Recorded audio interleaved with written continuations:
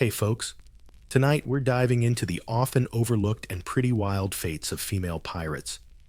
These ladies were total era rebels decked out in armor, captaining ships, and giving the Royal Navy serious nightmares until they got caught. And that's when things get really interesting. So before you get too cozy, take a sec to like and subscribe, but only if you're actually into what I'm doing here. Also, drop a comment telling me where you're watching from and what time it is. It's always a blast seeing who's joining us from all corners of the globe. Now, dim those lights. Maybe turn on a fan for some soothing white noise. Let's step together into tonight's story. When a regular pirate got caught, it was pretty straightforward. Trial, noose, royal applause, and maybe a few spectators puking during the hanging. But when a pirate got caught without hiding her face, and surprise, it was a woman. The entire justice system screeched to a halt like a drunk horse crashing into a church wall. See? The 1600s and 1700s legal system was a pro at executing men. Male pirates. Easy, hang 'em high, hang 'em fast, and make sure everyone sees so no one else tries that dumb career move without pants. But female pirates, not in the manual. There were laws about sheep stealing, witches, and accidentally marrying your cousin's cousin, but nothing on what to do when a bloodthirsty pirate is rocking a corset or worse. Pants. Finding out you caught a female pirate threw everyone into a moral and bureaucratic tailspin. First, the courtroom would squint, blink a bunch, then ask some genius question like, but where's her husband? Because obviously, a woman couldn't choose a life of crime on her own. Must be somebody's fault. Or Satan's. Or both. Judges scrambled to dust off ancient law books, looking for a chapter called Female Pirates and other weird stuff. Finding nada, they'd argue. Is she nuts, possessed, delusional? Is this some elaborate prank? Meanwhile, the accused lady would sit there, cool as a cucumber, probably smirking, knowing she'd knocked out a few officers just last week. Now, some courts did what you'd expect. They sentenced her to hang, ideally before lunch. Others hesitated. Maybe it was the publicity. Maybe it was the lingering fear of hanging a woman who's both deadly and charming. Or maybe they just didn't want to have to explain to the archbishop why they executed a woman in pants. So female pirates usually ended up in this weird limbo. Half criminal, half curiosity. Some got tied up, some locked away, some saved for later. But one thing was clear, the courts weren't ready for women with swords, opinions, and zero patience for legal nonsense. Anne Bonny wasn't one to be scared off. She was Irish, red-haired, fierce, and totally unimpressed by most men, even the ones sentencing her to death. When she finally got caught in 1720, Jamaican authorities expected tears, pleas for mercy, maybe some heartfelt monologue about knitting, or God. Instead, she threw shade. Standing trial next to her partner in crime, Mary Read.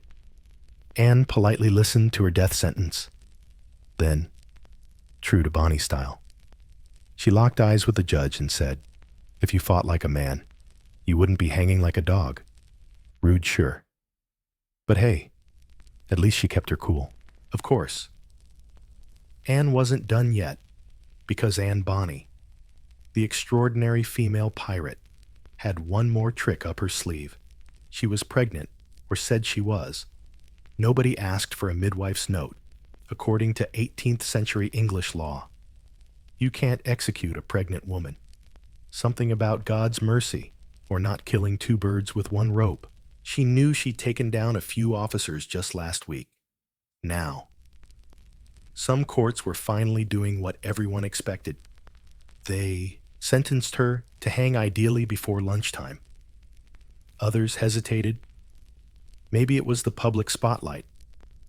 Maybe it was the lingering fear of hanging a woman who was both charming and heavily armed. Or maybe they just didn't want to explain to the archbishop why they executed a woman wearing pants. So, female pirates often ended up in a weird gray area, half criminal, half curiosity. Some got tied up with ropes, some locked up, some saved for later. It was a mixed bag, but one thing was clear. The courts were not ready for women with swords, opinions, and zero patience for legal nonsense.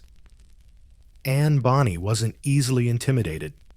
She was Irish, red-haired, fierce, and totally unimpressed by most men, even the ones sentencing her to death.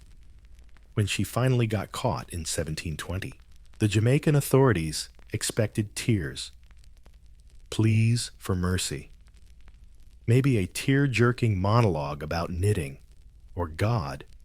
Instead, she dropped sarcastic lines. Standing trial with her partner in crime. Mary read. Anne politely listened to her death sentence.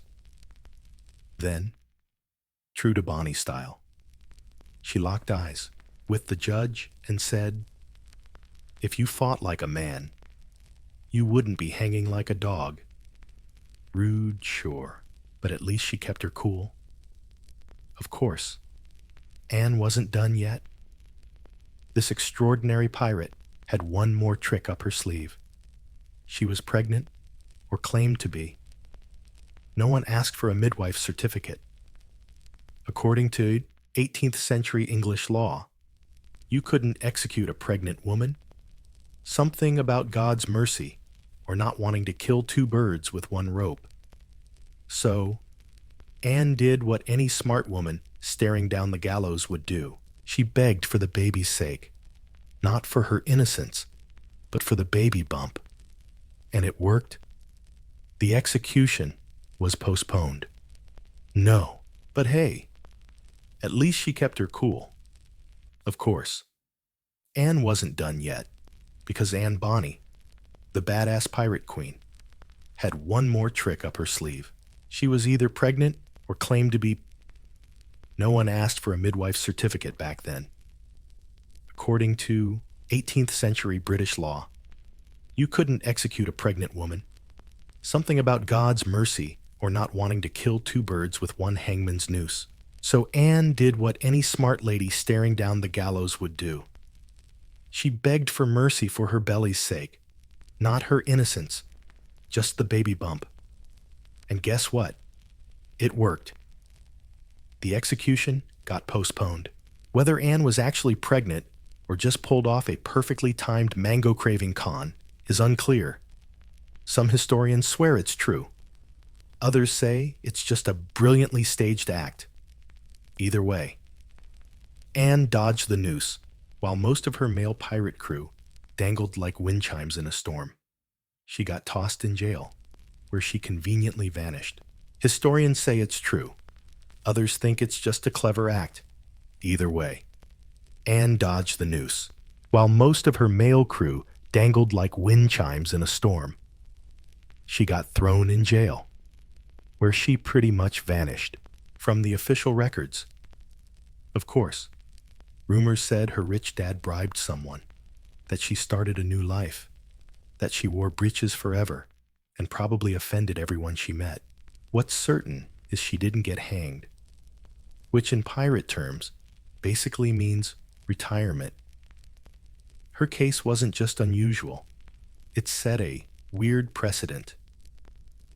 Suddenly, pirate trials turned into a mashup of Elizabethan courtroom drama and maternity ward. Female pirates started claiming pregnancy like it was a legal get-out-of-jail-free card. Objection, Your Honor, I'm pregnant. Anne Bonny didn't just beat the system, she embarrassed it. She forced the court to admit that sometimes pirates are less deadly if you know your reproductive rights. If Anne Bonny was fire, Mary Red was steel stoic, straightforward, and built like someone who could arm wrestle Poseidon and win. Mary spent most of her pirate life dressed as a man, fighting like one too, which got awkward when she had to stand trial, accused of piracy and sentenced to hang right next to Anne. Like Anne, Mary invoked the 18th century legal loophole pregnancy. She even pointed to her belly, which sounds like a terrible excuse, but it was actually the oldest hangman's get-out card in the world. The court, unable to argue with biology, postponed her execution. But here's where Mary's story takes a brutal turn. Unlike Anne, who mysteriously vanished into legend or suburbia, Mary didn't get a second act. Locked in the notoriously filthy and rat-infested Jamaican dungeons, Mary got sick, probably from a cocktail of disease, pregnancy complications, and the general vibe of rotting food and tropical despair. No record of her giving birth, just a quiet death in a cell, no grand escape, no final showdown, no snarky last words, just courtroom mockery turned into fever and a cruel end for one of the fiercest female pirates. Seems like history sometimes prefers half-baked legends. Some say she died of fever in prison, maybe scarlet fever or descent, or some charming mix of both. Others think the birth didn't go well. Either way, the result was the same. No hangman's noose, but no freedom either. Just another woman whose story ended forgotten in a cell. While the wig-wearing men debated whether she was girly enough to hang, her death was less dramatic than her life. But maybe that's the brutal symmetry of piracy, drifting on the seas and silent on land. What Mary Read left behind wasn't a treasure map or violent legacy, but a quiet reminder that even the fiercest pirates can be taken down by something as ordinary as illness and bureaucracy. While Anne Bonny and Mary Read became legends in the Caribbean, halfway around the world, a woman named Ching Shur was playing pirate on hard mode and winning. Ching Shur didn't just captain a small sailboat or a rowdy gang of 30 drunkards. No, she commanded an entire fleet. At her peak, in the early 19th century, she ruled over 300 ships and roughly $20,000 to 80,000 pirates, depending on whether your source is a historian or someone trying to impress their Tinder date. She wasn't just a pirate queen. She was a notorious tax-evading empire. And unlike Bonny and Reed, Ching Shur wasn't caught because she lacked the guts or brains to dodge capture when the Chinese Navy, Portuguese ships, and even the British Army tried and failed to stop her. Ching Shur made a bold move. She negotiated with everyone all at once. She calmly marched straight to.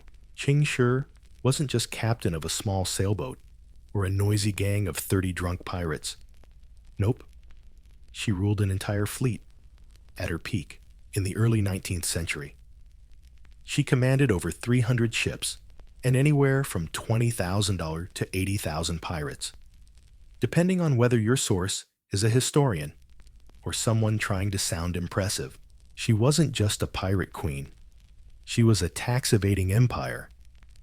And unlike Bonny and Red, Ching Shur wasn't caught because she wasn't bold or smart enough to evade capture when the Chinese Navy, Portuguese ships, and even the British Army all failed to stop her. Ching Shur made a bold move. She barged straight into the governor's office in Guangdong, calmly laid down her terms, and somehow convinced the Chinese government to pardon her, all her pirates, and even let her keep her loot. That's right. She retired with dignity, cash, and her head still attached. Imagine Captain Jack Sparrow walking into Congress and saying, "I'm quitting," and then getting a pension and a business license. Basically, that's what happened. After retirement, she reigned. opened a casino. Of course, it's hard to go back to knitting after running a maritime mafia. Technically, Qing Shi was never caught, so she doesn't fit the usual pirate story. But her story matters because she proved being a female pirate doesn't always end with a noose or a tragic fade into obscurity. Sometimes it ends with strategy, survival, and a smug retirement. The government just didn't know what to do with pirates like her. Not because she broke the rules, but because she rewrote them. She didn't swing on ropes or play drama in court. She ran logistics, organized supply chains, and pulled power moves that made warlords nervous. Qing Shi didn't just dodge punishment. She negotiated her way out richer than most of the men who tried to catch her. In most 18th century trials, if you were a pirate, your fate was sealed. But if you were a pregnant pirate, things got weird. So merciful. Welcome to the world of pleading the baby bump. A phrase that sounds like someone trying to ditch gym class, but is actually a legal defense rooted in English common law. The idea was simple. Executing a pregnant woman would mean killing an innocent life. Even the 1700s justice system knew that looked bad. So when a female pirate went on trial, all she had to do was claim she was pregnant. No immediate proof needed. Just enough confidence to buy a delay. Then the court would appoint a panel of women called the jury of matrons, tasked with interrogating the prisoner and awkwardly deciding, usually with minimal training and maximum confusion, if she was telling the truth. Let's say the science was a bit shaky. If you were too confident, you might get off scot-free. If you looked too skinny, well, you were still hanging. Some pirates really were pregnant. The others clearly faked it, stuffing rags or oranges under their shirts, or just folding their arms and hoping. The matrons were either blind or incredibly kind. But once the plea worked, it bought time. Months, sometimes years, and jail time wasn't always a death sentence. It was a chance. For some, that meant escape. For others, it meant hoping public interest fizzled out, or a pardon came through, or a bribe slipped into the right powdered wig. Judges themselves usually felt annoyed. They hated being outsmarted by pirates, let alone pregnant pirates barging into court with sass and legal loopholes. But the law was the law.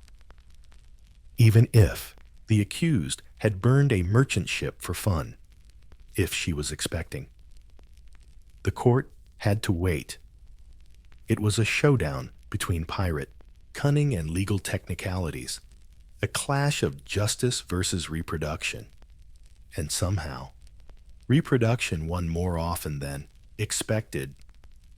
So while most male pirates met a quick, brutal end, some female pirates lived longer, not because they were innocent, but because they were pregnant or very convincing. Either way, it worked, and the court, red-faced and flustered, could only mutter, "She's pleading the belly again."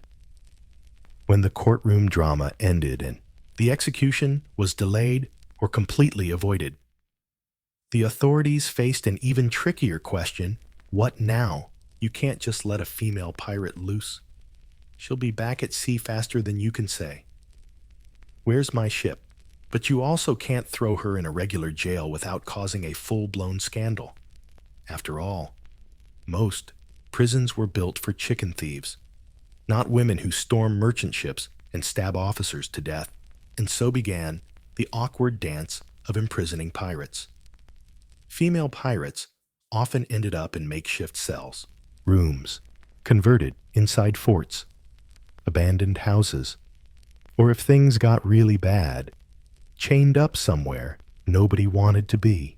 The rooms were renovated fort quarters, abandoned houses, or, if things got really bad, they were chained up somewhere nobody wanted to go, like a damp dungeon under the governor's office. Not exactly luxury accommodations. Think less Caribbean pirate paradise. More like the worst Airbnb from hell. Sometimes they were locked up with other women, which caused a moral panic. Because what if piracy spread like a virus? What if other women caught the ambition bug? Other times, they were kept completely alone under tighter security than actual murderers. Why? Because they were scary. Not just for their crimes, but because they broke the biggest unwritten rule of the time, being a woman who didn't care about what men thought. The guards often didn't know how to handle them.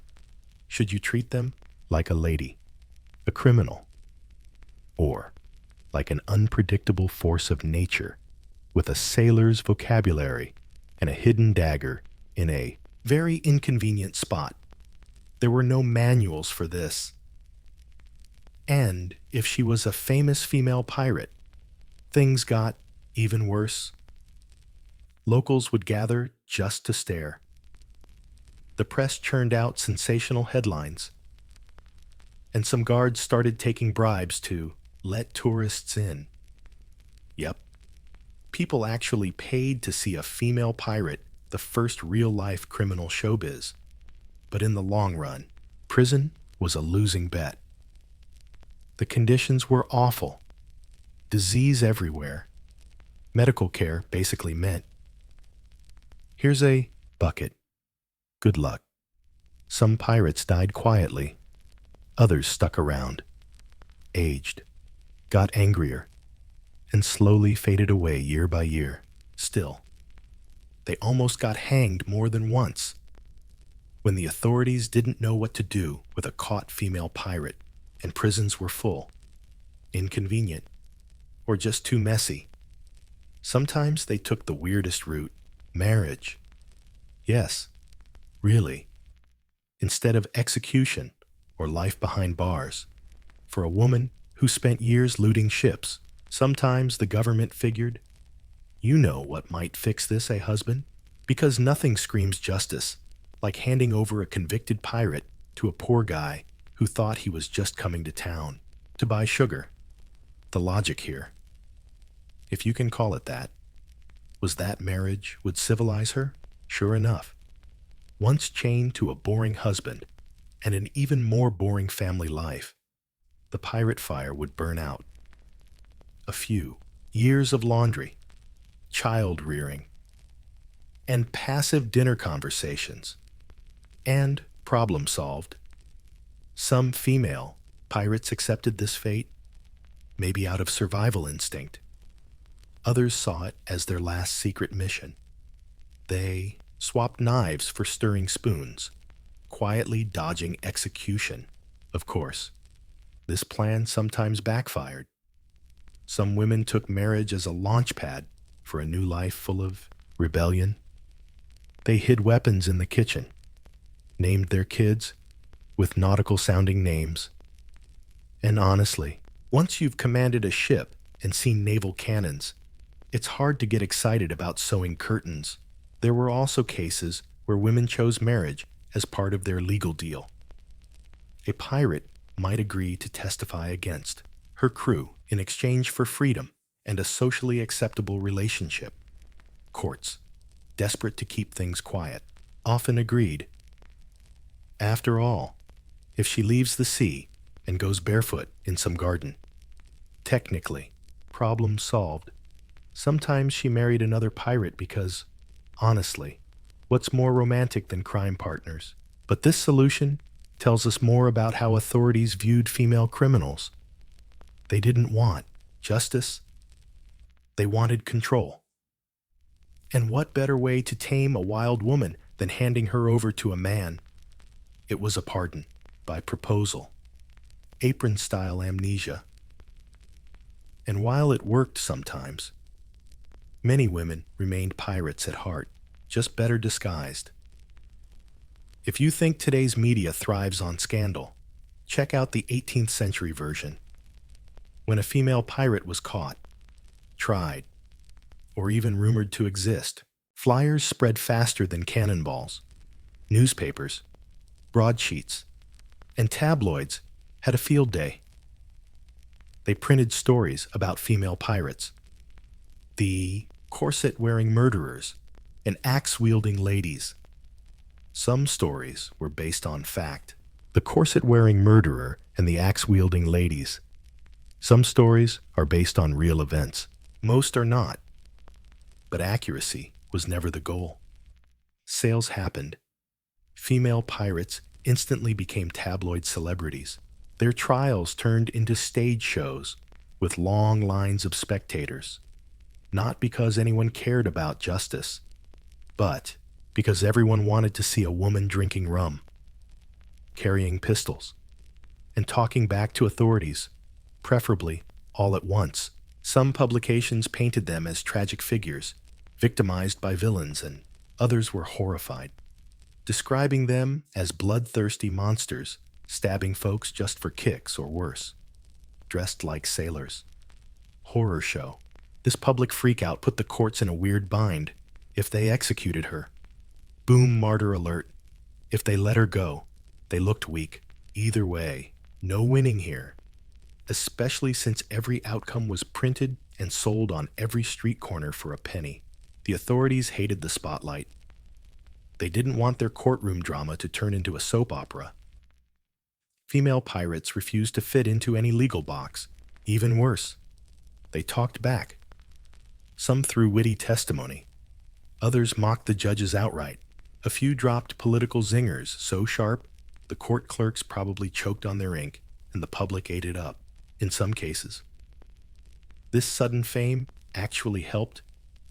A sympathetic or curious public might get a female pirate a lighter sentence just to avoid backlash.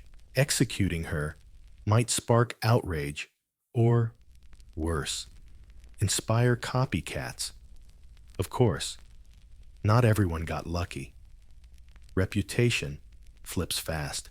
One bad headline and you go from misunderstood rebel to Satan's spawn wielding a sword. But here's the real kicker. Even before Instagram, female pirates knew the power of controlling their story. They made headlines. They sold papers. And sometimes, they had to talk their way out of trouble. Every Anne Bonny or Ching Shi popping up in books, ballads, and half-baked Halloween costumes meant dozens. Even hundreds of other female pirates never got named, never got a trial, and had their fates buried under dust and apathy. See? History loves glam, noise, and drama. But most caught female pirates, not legends, just people. Sailors' wives who turned pirate to survive. Barmaids who jumped ship and found they were better at stabbing than serving. Some joined just for the thrill. Others were born for it, but once caught, no press coverage. Forgotten. Why? Because they didn't fit the story. The authorities wanted female criminals as cautionary tales, not complicated characters. Too fierce monster. Too quiet poof.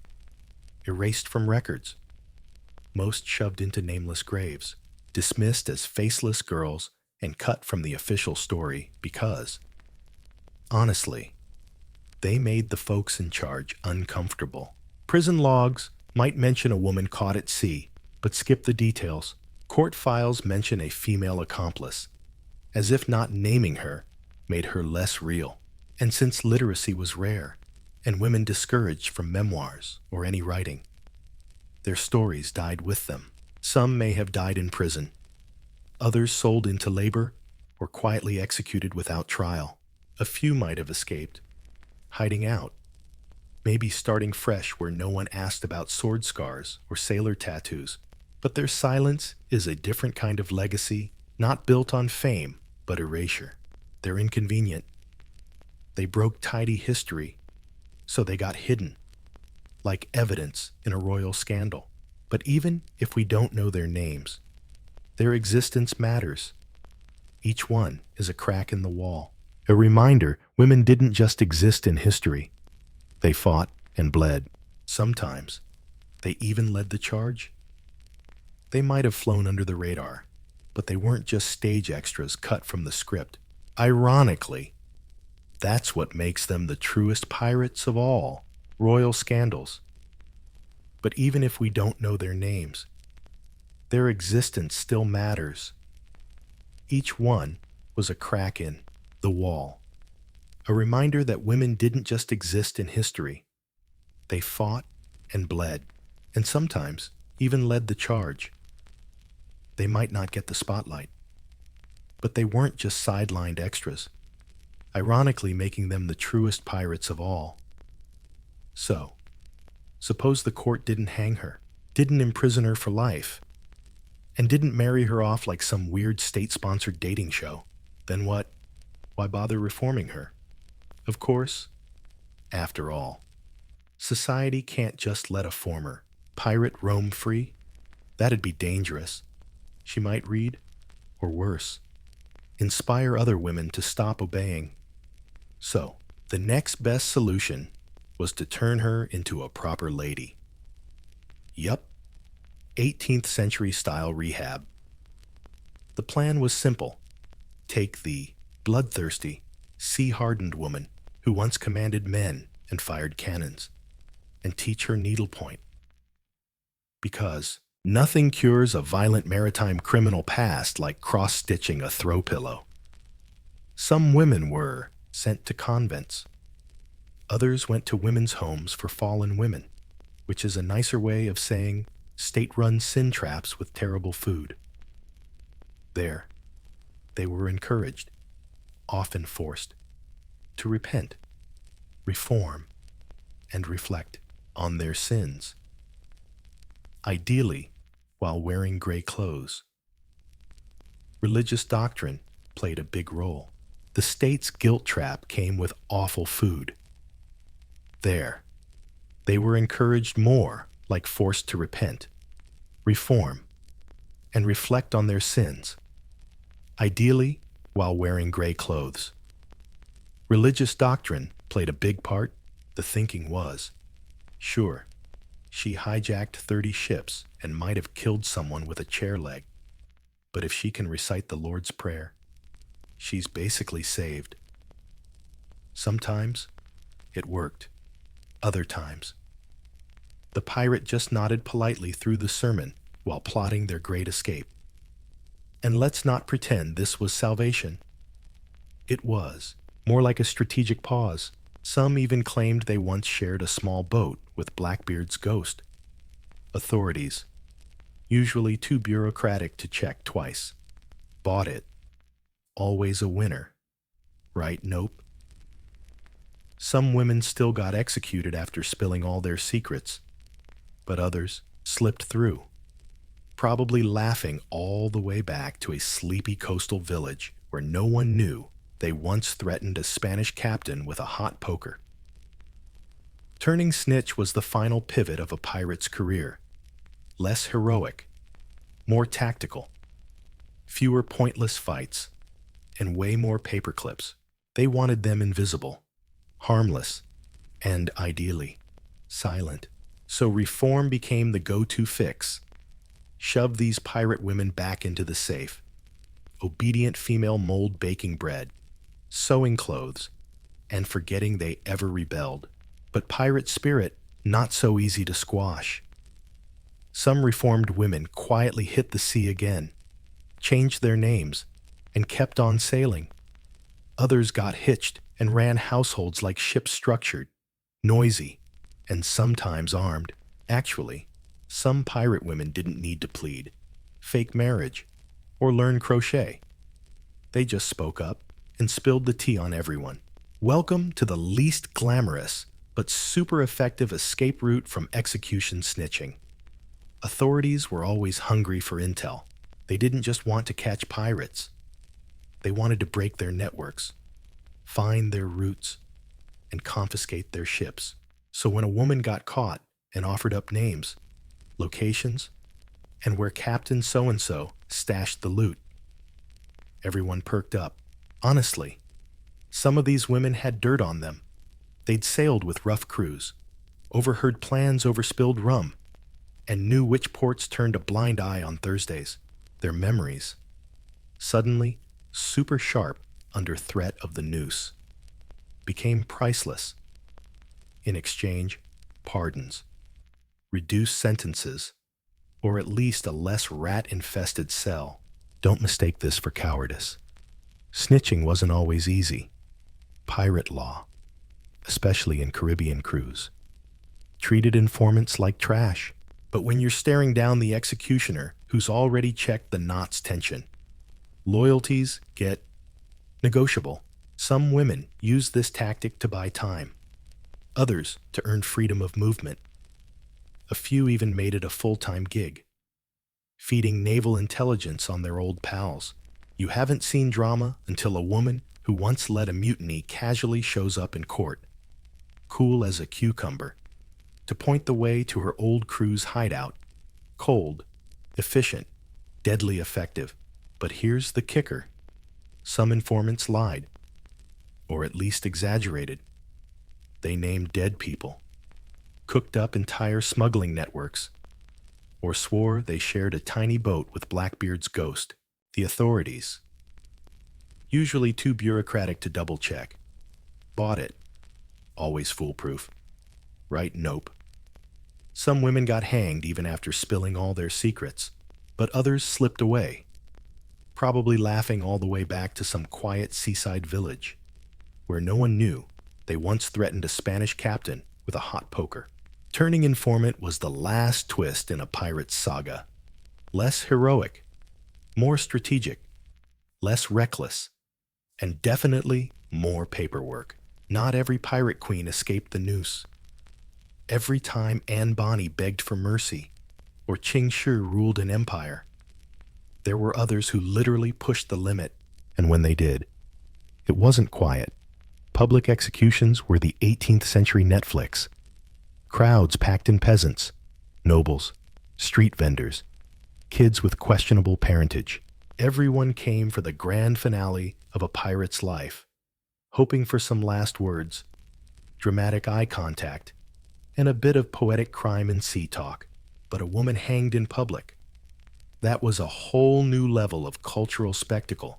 Scandalous. Taboo. Not every female pirate escaped the noose. For every Anne Bonny pleading for mercy or Ching Shi ruling an empire, there were others who literally hit the limit. And when that happened, it wasn't peaceful. Public executions were the 18th century Netflix. Crowds packed in farmers, nobles, street vendors, kids with questionable parentage. Everyone came to see the final act. The hot poker was the go-to threat for a Spanish captain. Turning snitch was the final betrayal of a pirate. Less hero, more strategist, less chaos, more paperclips. Not every female pirate escaped the noose. Every time Anne Bonny begged for mercy or Ching Shi ruled an empire, there were others who literally hit their limit, no joke. And when that happened, things got loud. Public executions were the 18th century's Netflix. Crowds packed in, farmers, nobles, street vendors, kids with questionable parents. Everyone came for the show, the pirate's final act. Ideally, with dramatic last words, intense eye contact, and some poetic thoughts on sin and the sea.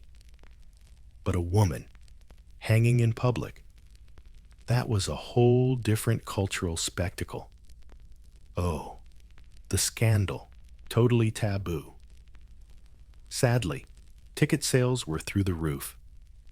Authorities saw these moments as prime opportunities, moral lessons disguised under the hangman's rope. See what happens when women don't obey. The state seemed to say, this is what you get for pants, rum, and way too much independence. Still, the crowd wasn't always on board. Some pirate queens won over the crowd with sharp tongues or outright defiance. They'd climb the gallows without batting an eye, toss insults at judges below, or wink at the executioner just to mess with his head. Some even called the priestess boring in her final moments. Meanwhile, everyone else cried, begged for mercy, or sang hymns. A few stayed silent until the bitter end. But whatever they did, it all became public record. The newspaper boys scribbled it down for tomorrow's headlines, the last curse of a female pirate before she dropped. Sometimes, the state tried to stage these deaths as a warning, hoping to send a message. But the messages often came out hilarious. Sometimes, the only takeaway was admiration, especially when the condemned looked more serious, smarter, or just braver than the powdered men watching from the balconies. And here's the paradox. These lady pirates were executed to erase them, but their tragic deaths usually made them unforgettable. How they died mattered far more than the fact they died, and many did it with contempt for the world itself, leaving us unsure whether to fear them, pity them, or pretend they never existed. Death is never the end for a good pirate, not when there are ballads to be written, legends to be exaggerated, and history books desperate to turn women into metaphors. After a female pirate got caught, whether hanged, imprisoned, or mysteriously vanished into retirement, her story usually didn't stop there. Instead, it got rewritten. Of course, not by her, but by men. Mostly sharp-minded men, with suspicious motives and an unhealthy addiction to moral lessons. Writers took these women and molded them like clay. If she died young, she was a tragic temptress. If she survived, she became a cautionary tale. If she outsmarted the system, she was either a freak or a fraud.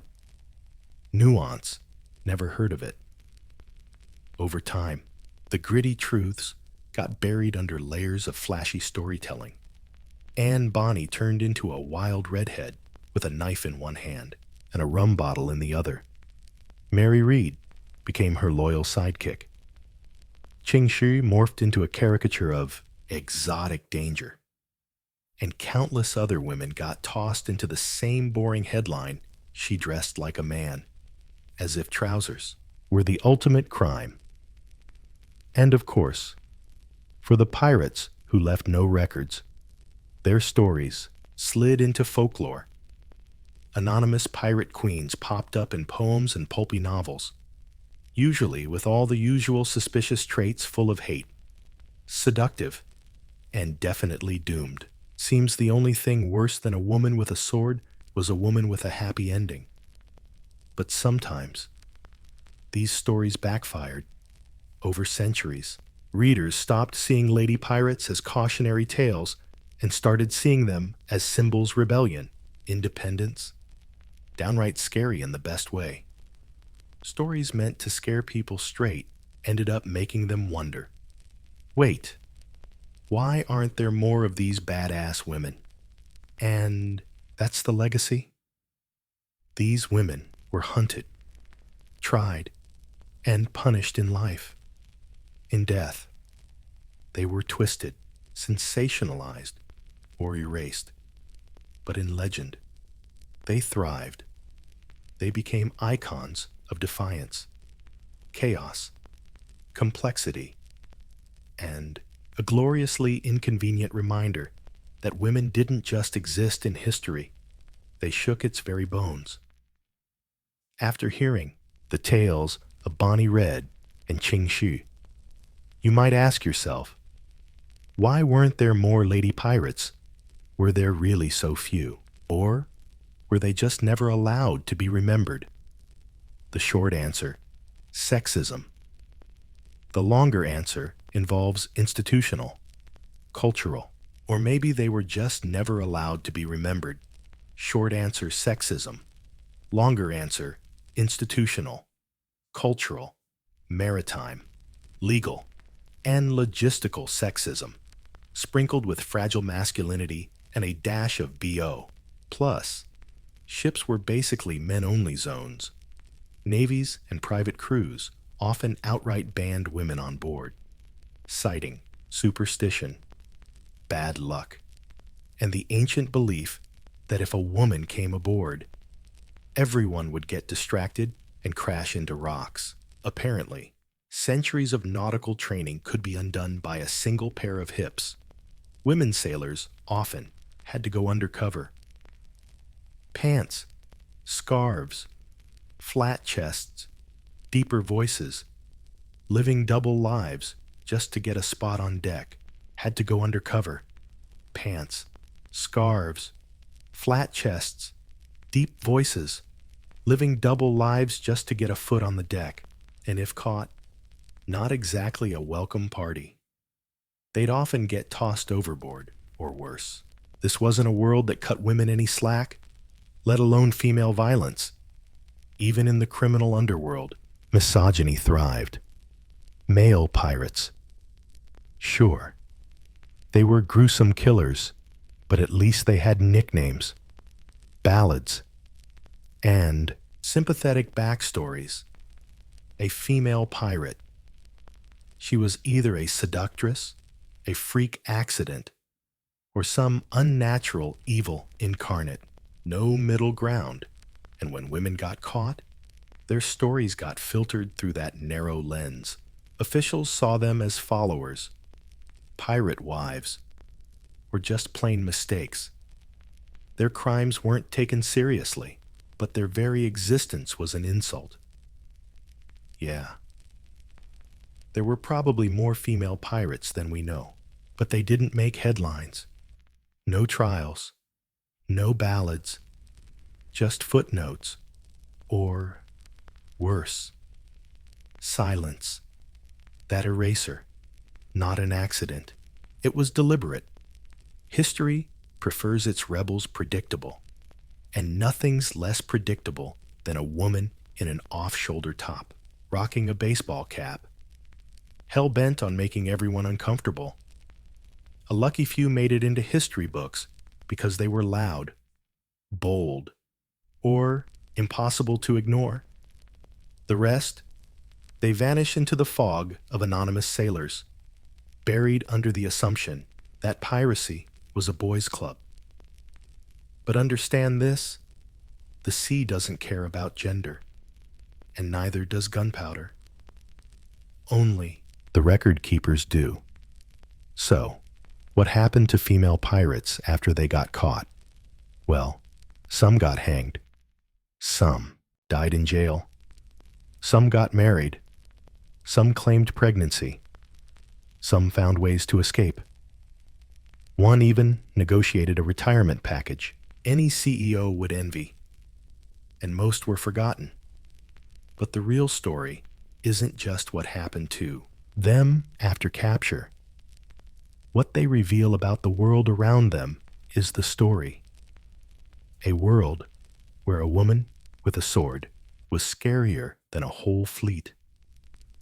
These were women who defied every expectation, geography, law, and fashion norm. They boarded ships when society told them to stay home. They killed when told to be nice. They led when told to follow. And when finally cornered. Society didn't just punish them for piracy, it punished them for existing outside their assigned roles. Every reaction to their capture execution, prison, forced rehab, or convenient historical amnesia says less about their crimes and more about the deep discomfort they caused. Not because they were pirates, but because they were women who refused to behave. Their stories, though messy and incomplete, still break tidy narratives.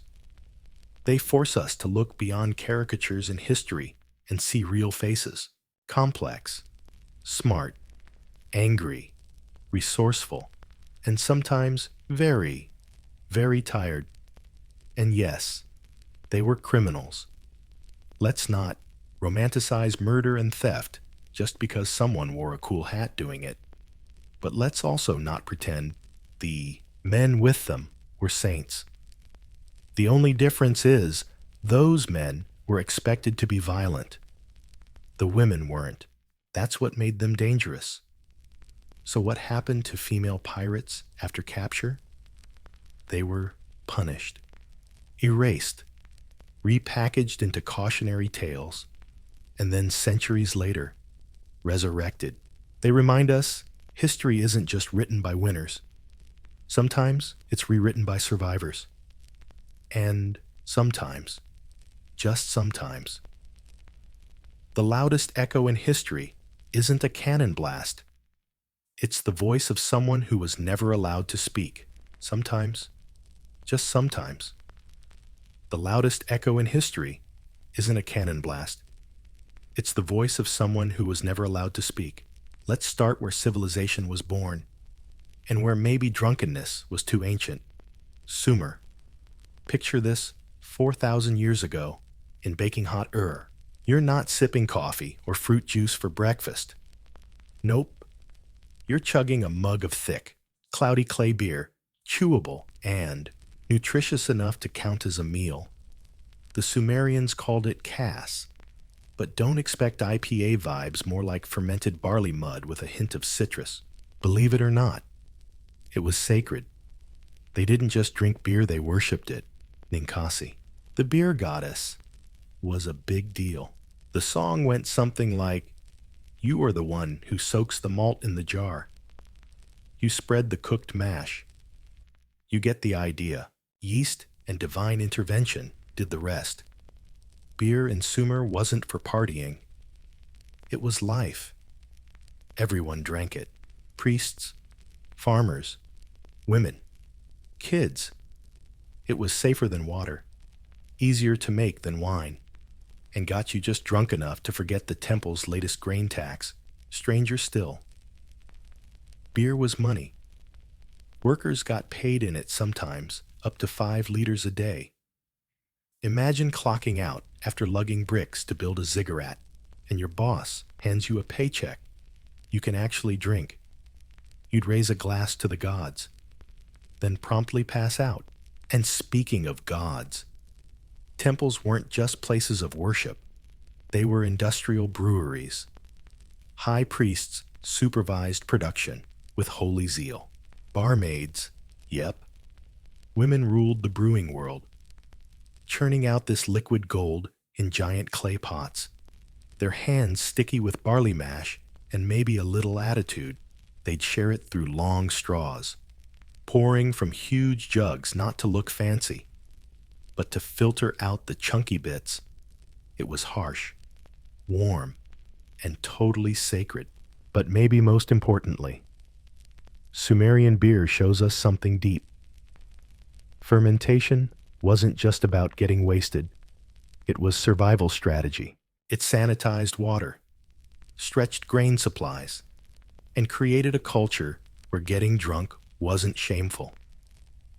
As expected, if Sumer gave beer a soul, then Egypt gave it swagger. In ancient Egypt, beer wasn't just a drink. It was basically a food group, brewed from emmer barley, often flavored with dates or herbs, thick, sweet, packed with calories. Not quite beer, not quite smoothie. Imagine oats decided to party. From pyramid workers to pharaohs, everyone drank it. Tomb inscriptions show workers got daily rations of bread, onions, and beer. A classic lunch combo if you're into carbs with a side of mild hallucinations. The belief was simple. Beer kept life going, built monuments, and maybe, just maybe, made hauling 2.5-ton limestone blocks a bit less painful. Even the gods loved this stuff. Hathor, goddess of music, joy, and drunken dancing, was Egypt's first bartender. But Sekhmet, lion-headed goddess of war and rage, had legendary booze problems that might have saved humanity. according to myth. Sekhmet went a bit overboard, punishing humans, and got furious. To stop her, Ra tricked her by dyeing thousands of beer jars red and pouring them all over fields to look like blood. Sekhmet thought it was real and drank it all down. She passed out drunk, and humanity got a stay of execution. All thanks to a wild beer party. Temples in Egypt took beer seriously too. Some had their own breweries, and the drink was often offered to gods or the dead. You don't want to show up to the afterlife empty-handed. That's just bad planning. Just stash a few jars of beer in your tomb, and you're set for eternity with a respectable buzz. Interestingly, beer was considered women's work. Brewing was mostly done by ladies at home, and some even climbed the ranks to official titles like brewery mistress. Yep, ancient Egypt had beer girls before they had pyramids in the end. Egyptian beer wasn't just a drink. It was a symbol of fertility, vitality, and divine favor. And if the story in the clip is any clue, it might just stop the apocalypse one drunken stumble at a time. If Sumer and Egypt worshipped beer, the ancient Greeks basically turned wine into their national identity. Thousands of beer jars were dyed red and spilled across fields to look like blood. Sekhmet thought it was the real deal and drank it all up. She passed out drunk, and humanity survived, all thanks to a legendary beer run. Temples in Egypt also took beer very seriously. Some had their own breweries, and beer was often offered to gods or the dead. You don't want to show up empty-handed in the afterlife. That's just bad planning. Just stash a few jars in your tomb, and you're set for eternity with a respectable buzz. Fun fact, beer making was considered a woman's craft. Brewing was mostly done by women, usually at home, and some even climbed the ladder to official titles like brewery mistress. Yeah, ancient Egypt had beer girls before the pyramids were even a thing. Eventually, Egyptian beer wasn't just a drink. It became a symbol of fertility, vitality, and divine favor. And if the stories in this clip are any clue, it could even prevent the apocalypse, one drunken stumble at a time. If Sumer and Egypt worshipped beer, the ancient Greeks basically turned wine into their national identity. Honestly, they probably looked at beer the way we eye sushi at a gas station, suspicious and a little savage. For the Greeks, civilization really kicked off with fermented grapes and well-structured toast. Wine in Greece wasn't just a drink. It was the lubricant of intellect. And all that lubricated brain power, it flowed straight into symposia, the all-male drinking parties. Partly frat hangouts, partly philosophical brawls. Where did it go? Straight into the symposium. Basically, a men-only booze party. Half frat house, half TED Talk, half late-night group therapy. Picture a bunch of toga-clad philosophers lounging on couches, sipping watered-down wine from clay cups, debating love, the universe, and occasionally, who stole whose goat. Oh yeah, watered-down wine. Greeks almost never drank it straight. Doing so was savage behavior, a sign you might be a Thracian warlord or had serious boundary issues. The perfect mix, 1 part wine, 3 parts water. Just enough to keep you soberish and dramatically philosophical. Running the whole shindig was the symposium host part party planner, part wine cop. He called the shots on dilution, drinking pace, and sometimes even the night's philosophy topic. Think Socrates meets a modern DJ, but with more preaching and fewer laser lights. But wine wasn't just for partying. It was medicinal, sacred, and symbolic. Docs like Hippocrates prescribed it for everything from tummy troubles to the blues. Dionysus, god of wine, madness, and intoxication. Embodied both the joy and danger of this drink. Worshipping him could involve singing, dancing, trance, or full-on blackout. And like everything Greek, wine had its own classy hierarchy. The rich sipped vintage imports served by servants who kept their wine jugs topped up. The poor got the dregs cheap, spicy, and best washed down with a piece of bread. But to Greeks, wine was the golden thread connecting the sacred and the everyday. It was poured as an offering to the gods before every meal. Came with oaths, sacrifices, weddings, funerals, and even awkward love confessions to your best friend's husband. Wine didn't just get you drunk, it made you Greek. Romans didn't invent wine, but they definitely turned it into a weapon. For them, wine wasn't just pleasure, it was propaganda. It was Roman civilization in liquid form. Drink wine. You're educated. Don't.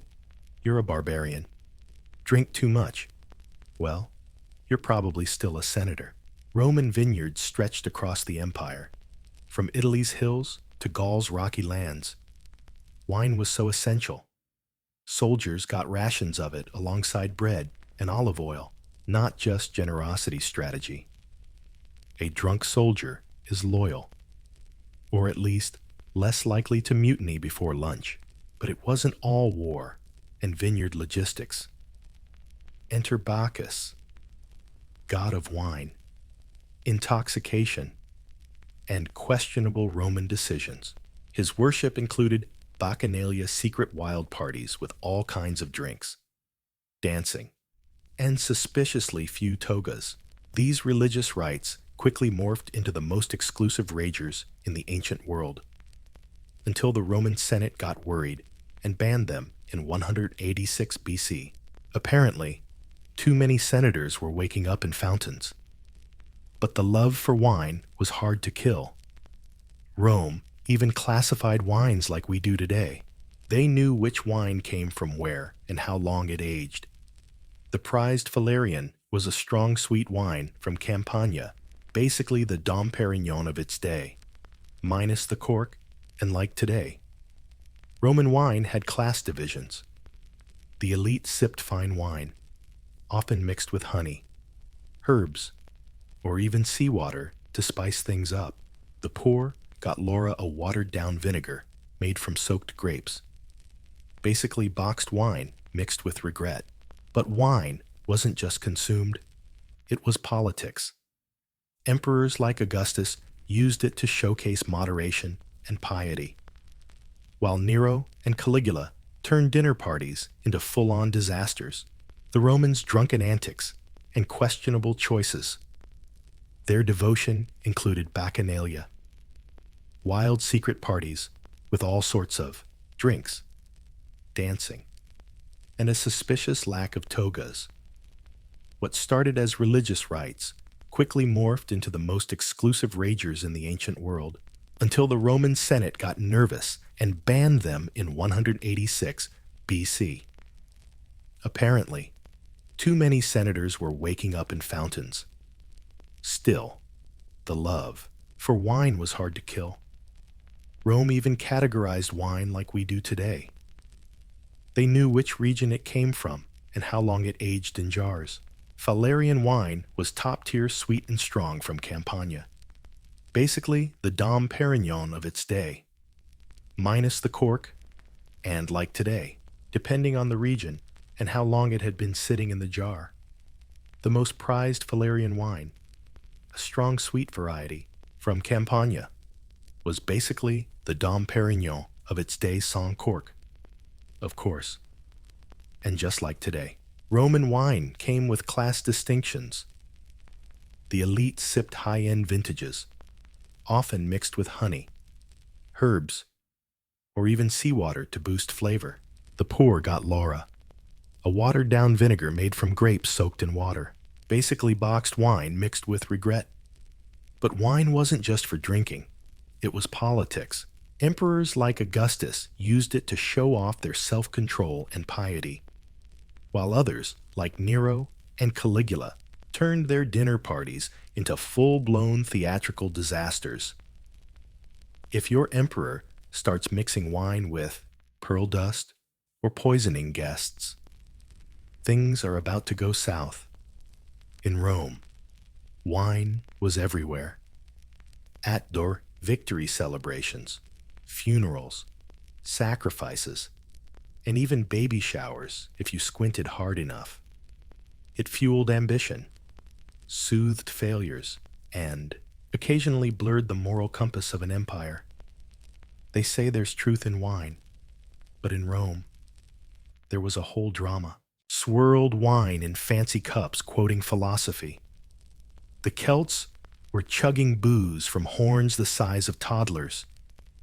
And honestly, they looked way more fun. Mead, a prehistoric cocktail of honey, water, and wild yeast, was the go-to drink for Celtic tribes across Gaul, the British Isles, and what's now Germany, sweet, strong, and bright like sunshine in a mug. It was the drink of warriors and druids alike, unlike wine, which carried a hint of urban finesse. Mead was raw, primal, and deeply connected to nature and magic. For the Celts, drinking wasn't just a pastime. It was a full-contact sport. Parties or ceremonies happened in wooden halls, where warriors boasted about past glories, recited poetry, and sometimes threw down over seating. Booze flowed freely, usually poured by a high-status woman called the megaver, who wasn't just serving drinks, she was handing out honor and rank. One sip could boost your street cred, or end your night with a black eye and no pants. Then there were the druids, those bearded mystics who allegedly used mead in their rituals. People believed mead could open your mind to divine inspiration, especially after cup 3.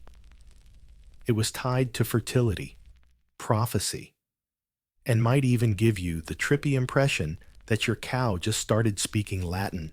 Even their burial customs reflected this sacred vibe. Archaeologists have dug up cauldrons and water vessels buried with high-status folks, many still holding traces of fermented honey or grains, because apparently, even in the afterlife, a Celt couldn't be sober. But mead wasn't the only game in town. Beer was popular too, often brewed with herbs like heather, bog myrtle, or sweet gale, adding flavor, a mild buzz, and sometimes a woodland hallucination or two. Wine was imported, but only a luxury for chieftains and kings wanting to impress Roman diplomats. If the Celts made drinking a loud ritual, the Norse took it to cosmic contract territory. For Vikings, booze wasn't just for partying. It was part of the afterlife, holy wars, and sometimes divine poetic inspiration. Yep, really. Let's start with poetry, a legendary beer brewed from the blood and spit of a murdered wise man. According to Norse myth, the gods accidentally created this brew, then immediately realized they held pure genius in a cup. Anyone who drank it could compose epic poems or spin rhyming drunken tales. The Norse believed that when you died heroically, you didn't go to some cloudy heaven or cozy hell. You landed in Valhalla. There, in Odin's great hall, you drank endless mead served by Valkyries, fought all day, died gloriously, resurrected, and did it all again, like an eternal. Violent Oktoberfest.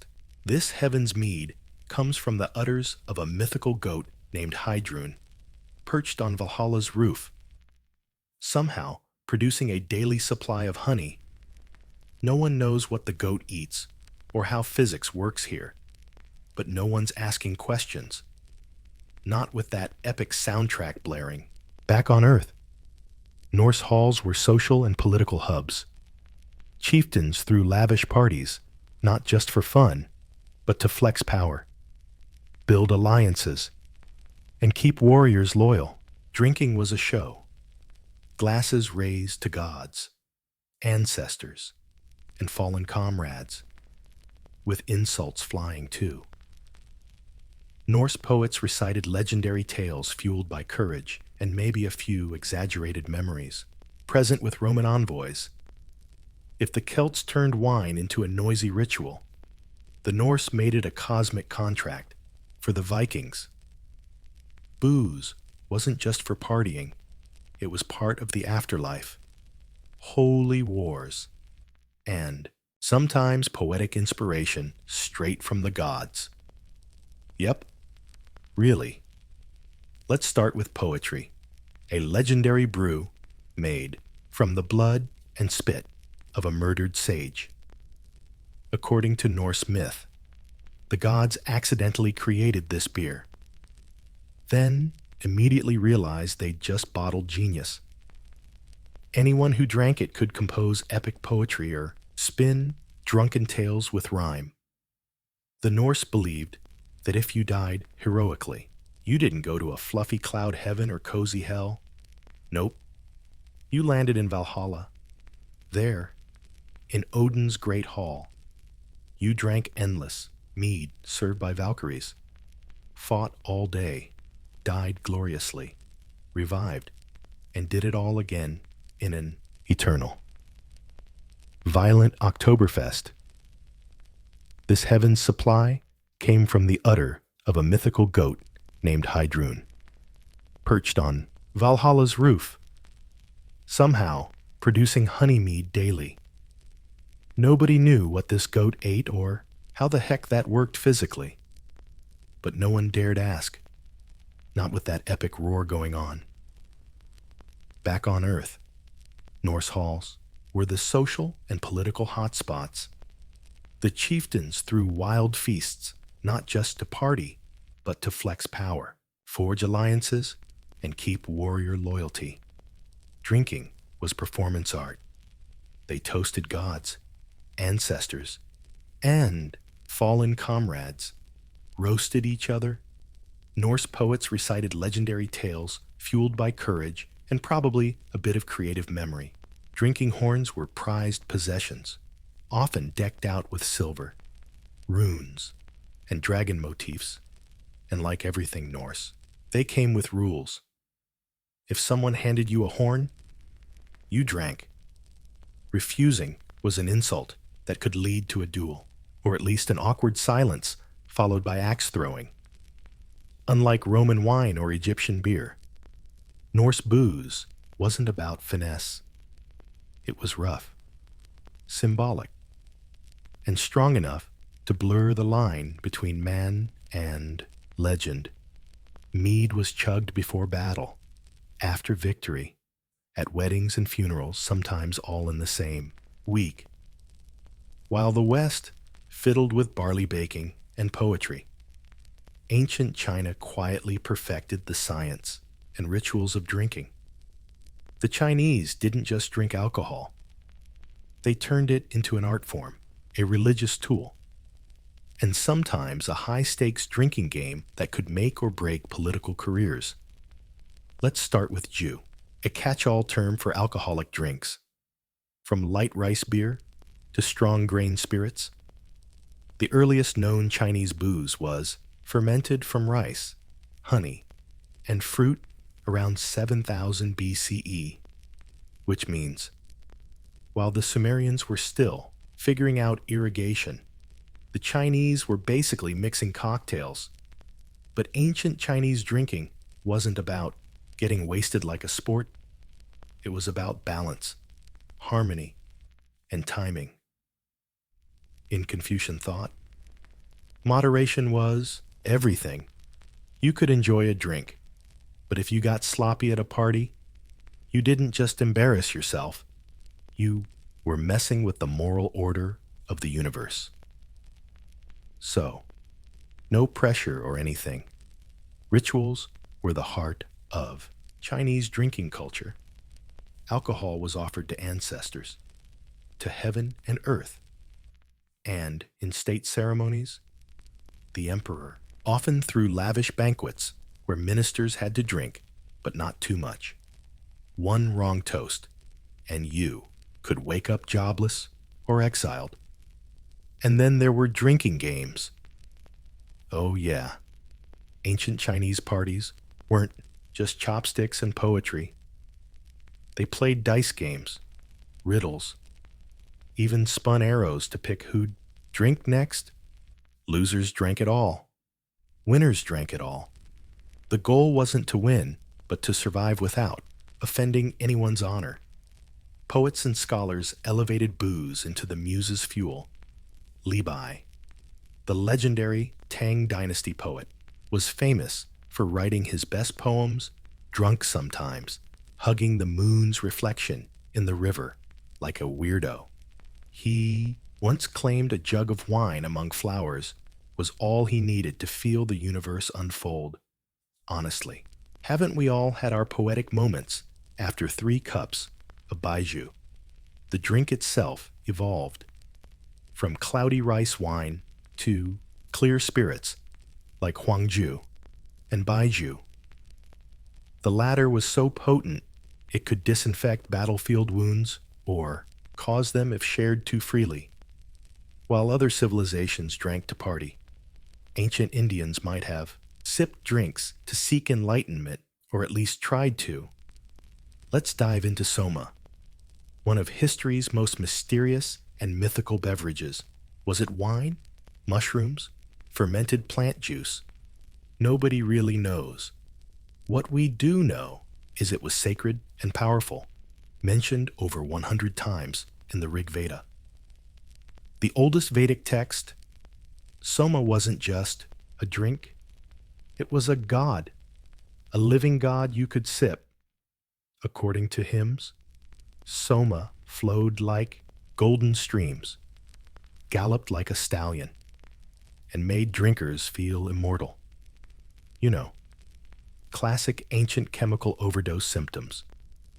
Soma was used by priests in fire rituals and ceremonies. It was believed to bring clarity, divine visions, and maybe some epic hallucinations. This drink was pressed from an unknown plant, mixed with milk or water, strained through wool, and offered to gods before humans drank it. Talk about a sacred chain of custody. Priests claimed that after drinking, the drinkers could communicate with Indra, the thunder god, and even see the sky crack open.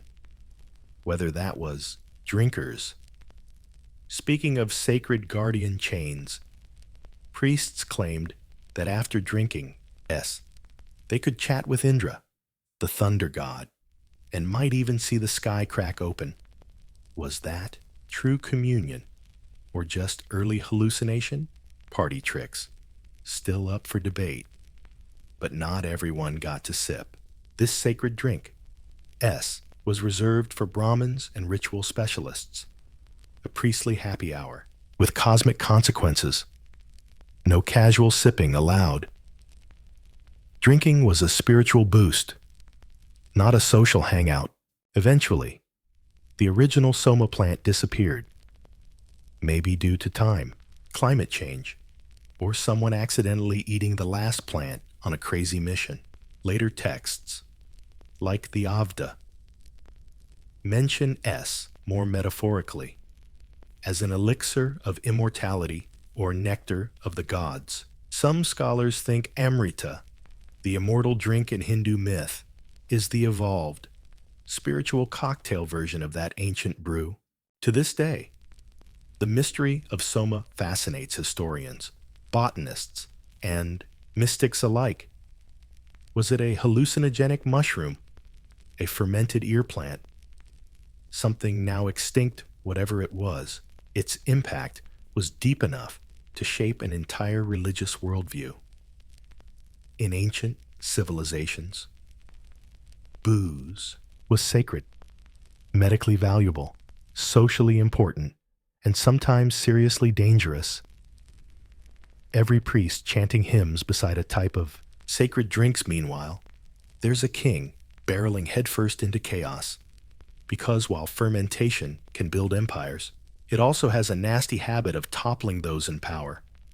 Take Alexander the Great. For example, the guy who conquered Pretty much the known world.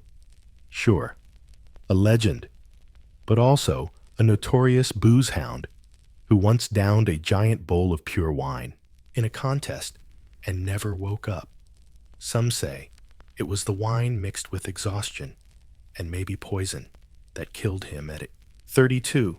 Others think the real poison was the idea he could outdrink his army. Over in China during the Shang dynasty, King Dixin was famous for his lake of alcohol and forest of meat. Imagine a lake filled with wine, surrounded by trees dripping with roasted animals. He invited guests to drink until they were dead drunk. Sounds like the world's deadliest pool party. Spoiler alert. This dynasty collapsed pretty much right after. Shocking. Right. And don't forget the Roman emperors. Caligula mixed wine with pure madness. Nero, at his drama-soaked dinner parties, drank himself to tears. Commodus, who fancied himself a reincarnated Hercules, was famous for booze and brawls in the arena. All of them watched their reigns sink into cruelty, paranoia, and public meltdown, usually thanks to fermented grapes and a serious misunderstanding of self-control. Even Norse folklore warns about kings who overdo it on the drink. A drunk ruler can't hear the gods, lead in battle, or even stand upright at a feast. And in a culture that prizes honor, slurring your words in front of your warriors isn't just embarrassing, it's disqualifying. Ancient texts from many cultures warn against overdrinking. Confucius preached moderation. Vedic hymns warned about mental distraction. And even the Greeks, big fans of wine, frowned on public drunkenness, not because of the wine itself, but because it meant losing control. The moment the king's cup rules him, everything else starts falling apart. In ancient Egypt, dogs weren't just pets. They were sacred symbols, status icons, and sometimes even divine messengers. Forget chasing sticks in the backyard. These dogs lived in palaces, joined royal hunts, and got buried in tombs alongside their owners, with more ceremony than most humans. Pharaohs and nobles adored their canine companions. Hare-hunting dogs were especially prized for their sleek build and hunting skills. These weren't your average scrappy mutts. They were pampered, royal pets with names like Trusty, Brave, and North Wind. Their real names were even carved on tomb walls. Some got titles, jewelry, and personal servants. In a way, they were both pets and minor royalty themselves. Dogs also had deep religious ties. The Egyptian wild dog, the closest thing to a dog there, was linked to Anubis, the god of embalming and the underworld. He wasn't just some creepy figure lurking around pyramids. Anubis was a protector, guiding souls through the afterlife. Many believed dogs shared this guiding ability. That's why they weren't just buried with their owners. Sometimes they were embalmed too, with their own little coffins, inscriptions, and even painted masks. And it wasn't just the elite who kept dogs. Archaeological evidence from worker villages and rural homes shows ordinary Egyptians kept dogs too. Some houses had dog kennels. Others had wall paintings of happy pets chilling under the dining table. Evidence suggests that even 3,000 years ago, people were sneakily feeding their dogs under the table. One of the clearest signs of Egyptian love for dogs is grief. In the tomb of a noble named Infi, there are inscriptions mourning his loyal dog, Behikai. The text praises the dog's loyalty, hunting skills, and gentle nature, like a eulogy for a fallen comrade. Under the table, evidence shows that even 3,000 years ago, humans were sneakily feeding dogs from beneath the dining table.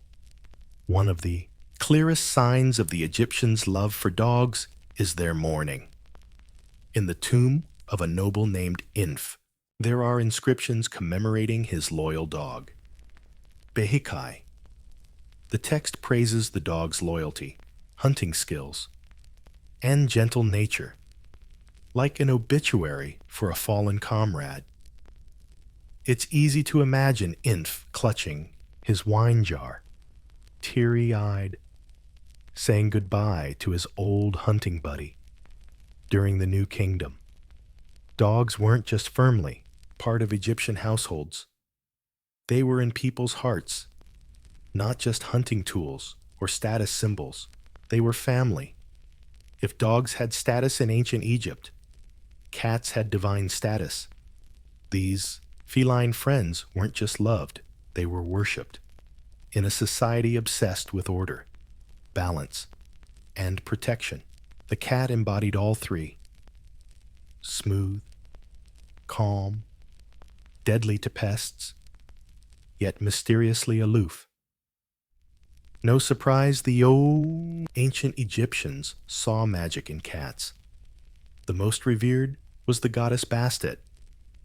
She started as a fierce lion goddess, but morphed into the soft house cat goddess linked to home, fertility, music, and protection. Her temples, especially the big one at Bubastis, were always packed with worshippers, offering food, jewelry, and bizarrely embalmed cats.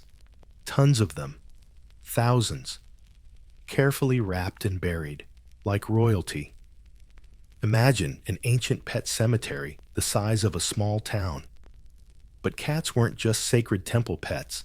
They were deeply woven into daily life. They kept grain stores rodent-free and homes snake-free. More importantly, they became beloved family companions. Tomb paintings show women cradling cats like babies, petting them at meals, or letting them lounge under chairs during parties. Some cats even rocked gold collars and earrings. Yeah, ancient cats strutting through noble halls like furry fashion models. The bond between cats and humans was so strong that accidentally hurting a cat could mean serious trouble, sometimes even death. Killing a cat, even by accident, was a capital crime. Not a metaphor, a written law. When a Roman soldier killed a cat during wartime, a mob killed him on the spot. No one stepped in, not even the pharaoh. And when cats died, many were honored like royalty. Cat mummies have been found wrapped in intricate cloth, with painted faces, laid in carved coffins. Some were even buried with their owners or vice versa. A woman's tombstone mentions her cat as a beloved companion, strolling with her through reed fields, a poetic metaphor for the afterlife. The Romans, always the copycats and improvers, embraced the pet concept and turned it into a lifestyle.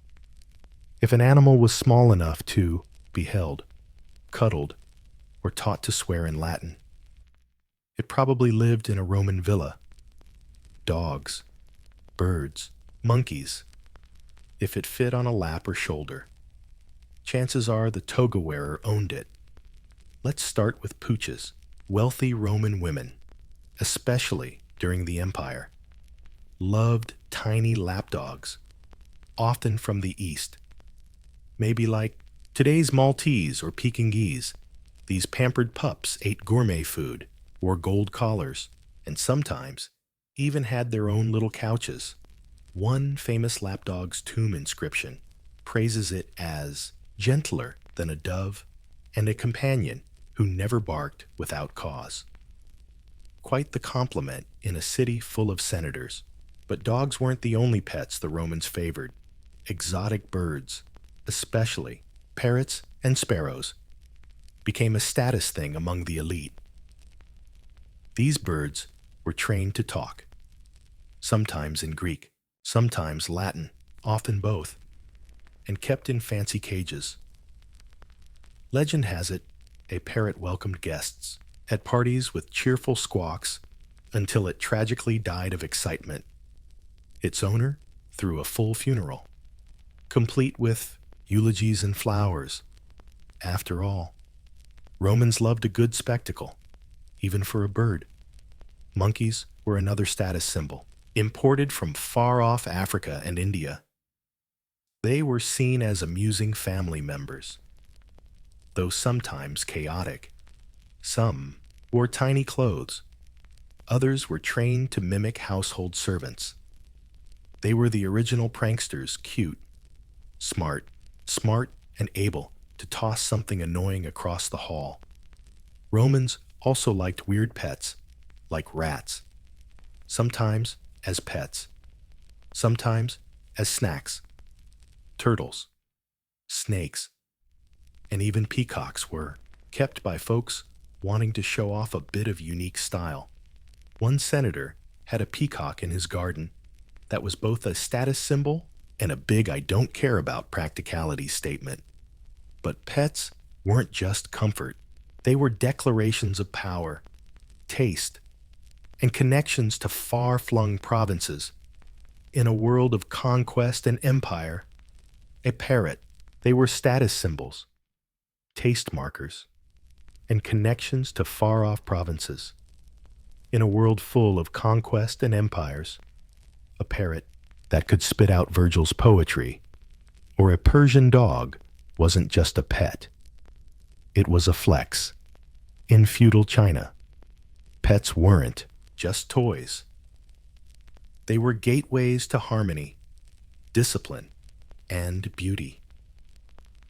While Western nobles flaunted fancy dogs and parrots, Chinese emperors quietly mastered the art of living goldfish gliding in porcelain bowls, crickets chirping in carved cages, and dogs symbolizing loyalty, luck, or even cosmic balance. Let's start with goldfish, not snacks, but eye candy.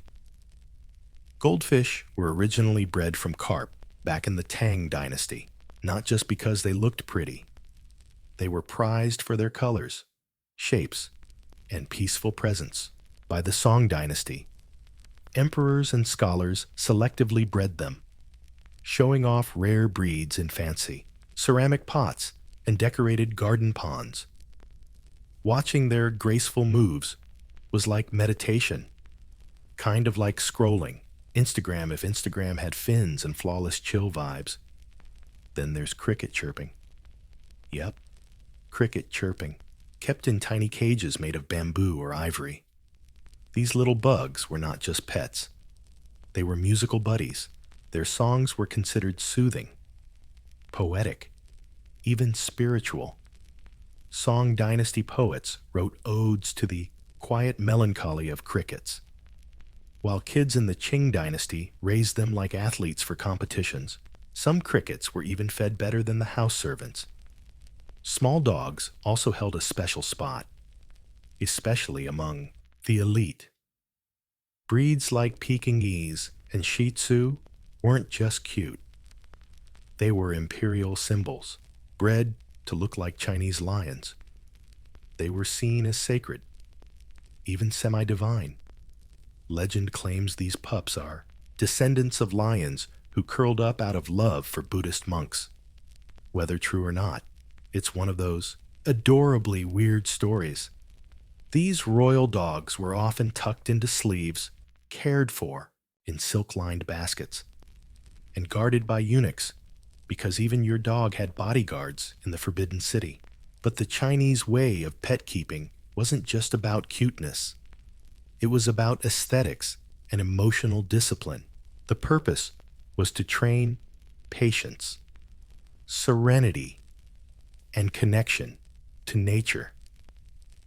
Watching goldfish was like contemplating life. Listening to crickets was appreciating impermanence.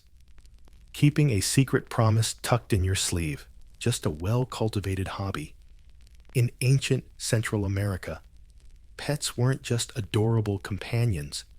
They were spiritual guides, status symbols of the elite, and sometimes dinner. The line between animal friend and divine being was pretty blurry.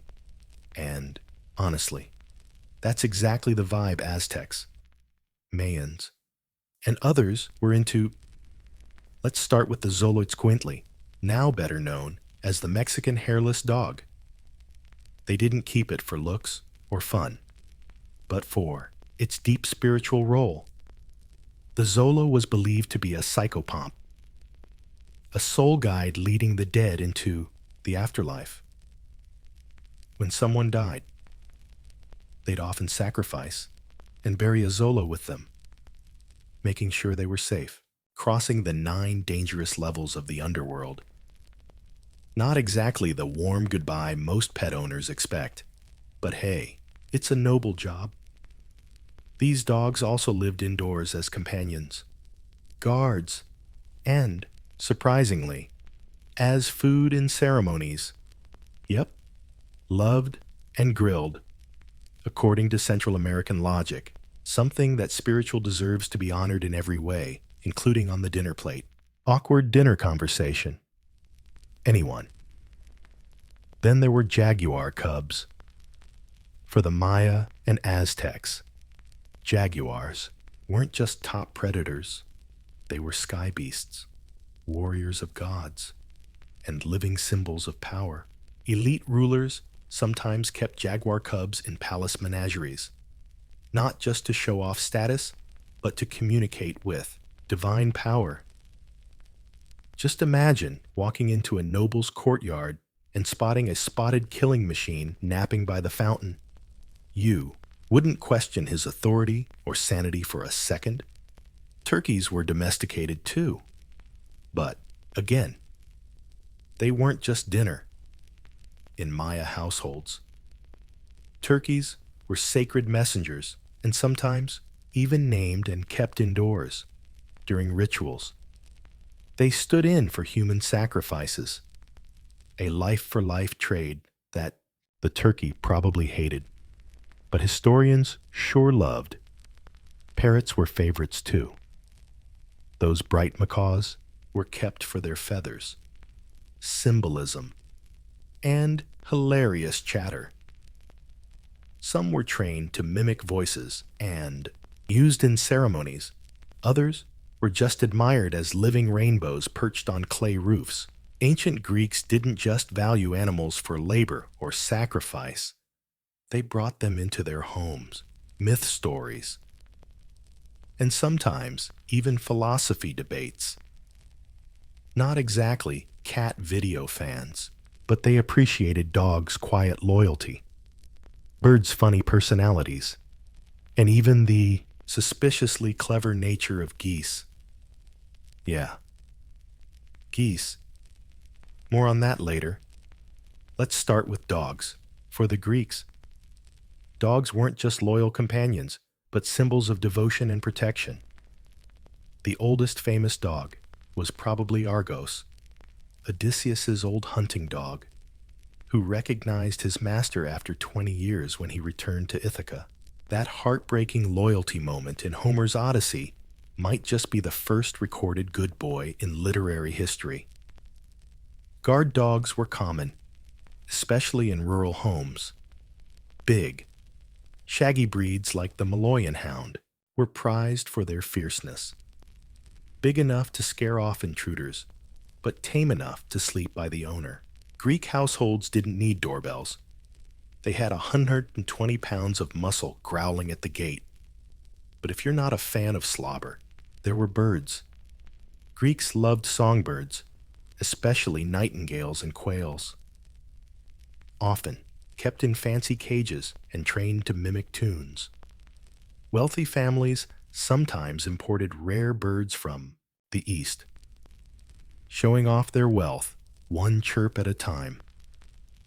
Aristotle himself wrote about bird behavior in his History of Animals, including how some parrots could be taught to say hello and goodbye right before pooping on your scroll. And now, geese. These noisy guard birds weren't just barnyard pests. They were the alarm system. Legend even says geese saved Rome. Okay, not Greece, but pretty close by, honking loudly and warning guards about surprise attacks. Greeks were competitive, so maybe they had paranoid geese guarding temples and granaries too. Philosophers also had a soft spot for animals. Diogenes, the famously grumpy skeptic who rejected all social norms, admired dogs' simplicity and honesty so much he coined the term cynic, from the Greek kynikos, meaning dog-like. His companions were often wild animals. Ancient Persians knew a thing or two about elegance, and their pets were no exception. From regal falcons to the origins of today's iconic Persian cats, animals in Persia weren't just decorations. They were class symbols, spiritual messengers, and, surprisingly, tools of soft power. Let's start with they were messengers of class, spirituality, and, surprisingly, tools of soft power. Let's start with the pride and purr of the Persian cat. While the cats we know today are a modern breed, it's believed that long-haired cats originally came from the mountains of ancient Persia, modern-day Iran, where their thick fur kept them warm. These cats were prized for their beauty, calm demeanor, and their royal-level napping skills, a trait many emperors shared, though early Persian records don't mention them. Artwork and artifacts show cats living in noble households, where their beauty symbolized sophistication and wealth. But Persians didn't stop at cats. They built a whole management system. The Achaemenid kings, especially Darius and Xerxes, owned private zoos stuffed with exotic animals collected from across their sprawling empire. Lions, leopards, bears, and rare birds weren't just trophies. They were proof of imperial expansion, hosting foreign ambassadors next to a caged tiger. That's diplomacy with claws. Hunting was also a big deal for Persian nobles. Falcons, hawks, and cheetahs were trained for the royal sport called baznama. Falconry wasn't just a rich person's hobby. It symbolized discipline and harmony with nature. Training a bird to return to your glove is the ultimate test of patience and street cred. Persian miniatures from the Sassanid era show nobles, elegantly sporting falcons on their wrists, ready to strike or maybe just posing for royal PR. Dogs played a role too, especially hunting dogs used to chase antelopes and cattle over rugged terrain, like Egyptian and Roman dogs. These pups had names, were pampered, and sometimes even buried with care. What's fascinating about ancient Persian pet culture is its dual nature. These animals were both beloved companions and sophisticated status symbols. A beautiful falcon on your wrist or a majestic lion in your courtyard wasn't just personal joy. It was a loud, living statement. The Indus Valley civilization, thriving around 2600–900 BCE, remains one of archaeology's biggest mysteries. We still can't read their writing. Their kings remain anonymous, and we're still debating why they collapsed. But what we do know from toys, bones, and seals is that the people of Harappa and Mohenjo-Daro loved animals. And some of those animals totally qualified as pets. Unlike the grand pet cultures of empires like Rome or Egypt, life in the Indus Valley was humble, simple, and incredibly wholesome. Archaeological digs uncovered clay statues of dogs not fierce beasts, but friendly companions with floppy ears and wagging tails. These weren't symbols of conquest. They were cherished family members, Artifacts found near homes show dogs living close to humans, guarding houses, helping herd livestock, and most importantly, just being companions. In fact, dog toys made for kids, along with tiny strollers and animal-shaped whistles, prove these critters were part of everyday family life, not just some functional tool. Cats show up too, not as flashy as in Egypt, but there's evidence of cat remains in settlements.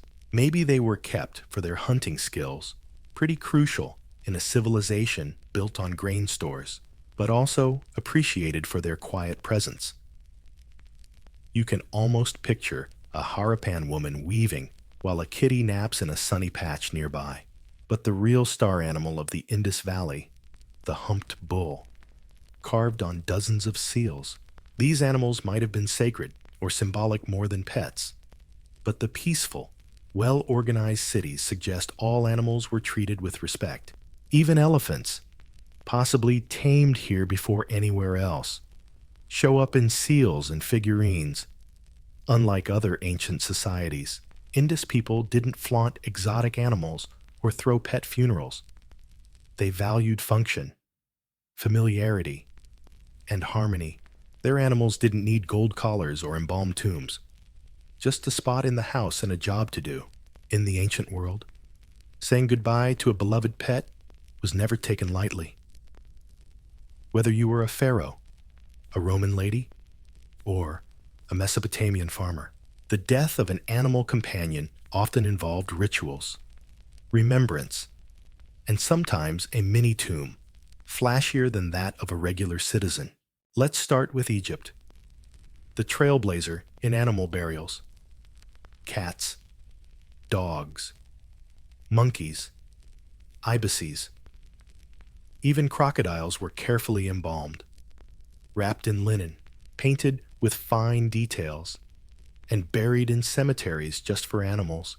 One site near Saqqara holds over 4 million ibis mummies, honoring the god Thoth, but also showing Egyptians never did anything halfway.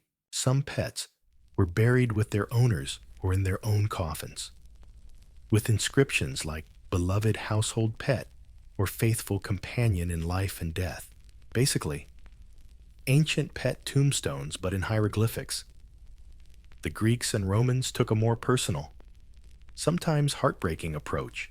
Their epitaphs on stone memorialize little dogs and songbirds with poetic flair. One Roman tombstone reads, "I wept when I laid you to rest, but how joyful to bring you home in my arms." Another mourns a dog named Margarita. She never barked without reason, but now she's silent. These aren't fleeting feelings. They reveal just how deep emotional bonds ran. Even in a world where life and death came fast and often, pets were mourned like family, given offerings, and some even had their own funerals. Some lucky animals even got statues in their honor. In Mesopotamia, inconsistent tombstones sometimes mention animal companions, especially linked to omens or family luck, though animal burial sites are rare. Records show dogs got names and, in rare cases, were buried carefully with grave goods like food or collars, as if prepping them for the afterlife. Even in the more practical Indus Valley, ancient Chinese animal graves show quiet respect. Simple graves with keepsakes or dishes, sometimes near human graves, as if to say, "You'll need this buddy in the next world," showing just how deep these emotional bonds ran. Even in a world where life and death came fast and often, pets were still mourned like family, offered sacrifices, and some even had their own funerals. A few lucky animals were even immortalized in statues. In Mesopotamia, inconsistent inscriptions sometimes mention animal companions, especially linked to omens or family fortunes. Though animal burials are rare, records show dogs had names and, in rare cases, were buried carefully in pits with grave goods like food or collars, as if preparing them for the afterlife. Even in the more pragmatic Indus Valley, ancient China's animal graves show quiet reverence, simple tombs with keepsakes or dishes, sometimes next to human graves, as if saying, "You're gonna need this buddy in the afterlife." Everywhere you look in the ancient world, there's one eternal truth. Pets aren't property. They're partners. Whether buried in gold or wrapped in clay, they still are remembered, honored, and loved. Because no matter the era, goodbye is never just goodbye. It's a promise to meet again somewhere far away in ancient Babylon. Superstition wasn't some quirky belief. It was national policy. Everything, from royal decisions to basic farming, hinged on what the sky was up to and the whispered omens. Babylonian priests didn't just stargaze for fun. They read the stars like angry gods' sacred memos, constantly trying to decode the next disaster. The Babylonians believed the universe was a finely tuned machine controlled by the gods. And any tiny tweak in the sky, a weird cloud, a blood moon, or a comet tail meant something was seriously off. These weren't just fun astronomy facts. They were warnings, curses, or sometimes divine messages. To get all this, they built a massive fortune-telling system. Their main trick, sky omen reading, detailed in huge collections like the Anuma, Annuennial, listing thousands of celestial signs. Not just an eclipse is coming, but if the moon darkens on day 14 and Mars glows red in the east, King Akkad will be killed. Super specific, super intense. The priests, astrologers, called Baru, were official interpreters. They trained for years to divine futures, reading goat guts, oil patterns in bowls, even how incense smoke twisted. If Jupiter looked a bit too smug one night, you might have to fast, sacrifice a goat, or cancel a wedding, especially if you were royalty. Kings were so paranoid that bad omens meant installing a substitute king, basically a royal scapegoat, to take the god's wrath instead. Once the danger passed, let's just say the stand-in didn't get a pension. Regular Babylonians weren't off the hook either. They carried amulets, avoided certain travel or birth dates, and sought fortune-telling before big life events. If your door creaked weirdly, or a black dog crossed your path, it wasn't just spooky, it could mean a curse. In ancient Egypt, superstition wasn't hidden in the shadows. It was worn around your neck, painted on your coffin, and etched into your walls in hieroglyphs bold enough to make a god blink. Life was unpredictable. The afterlife even worse. And between the two lay a mental minefield. The solution? Amulets. Lots of them. These weren't just jewelry.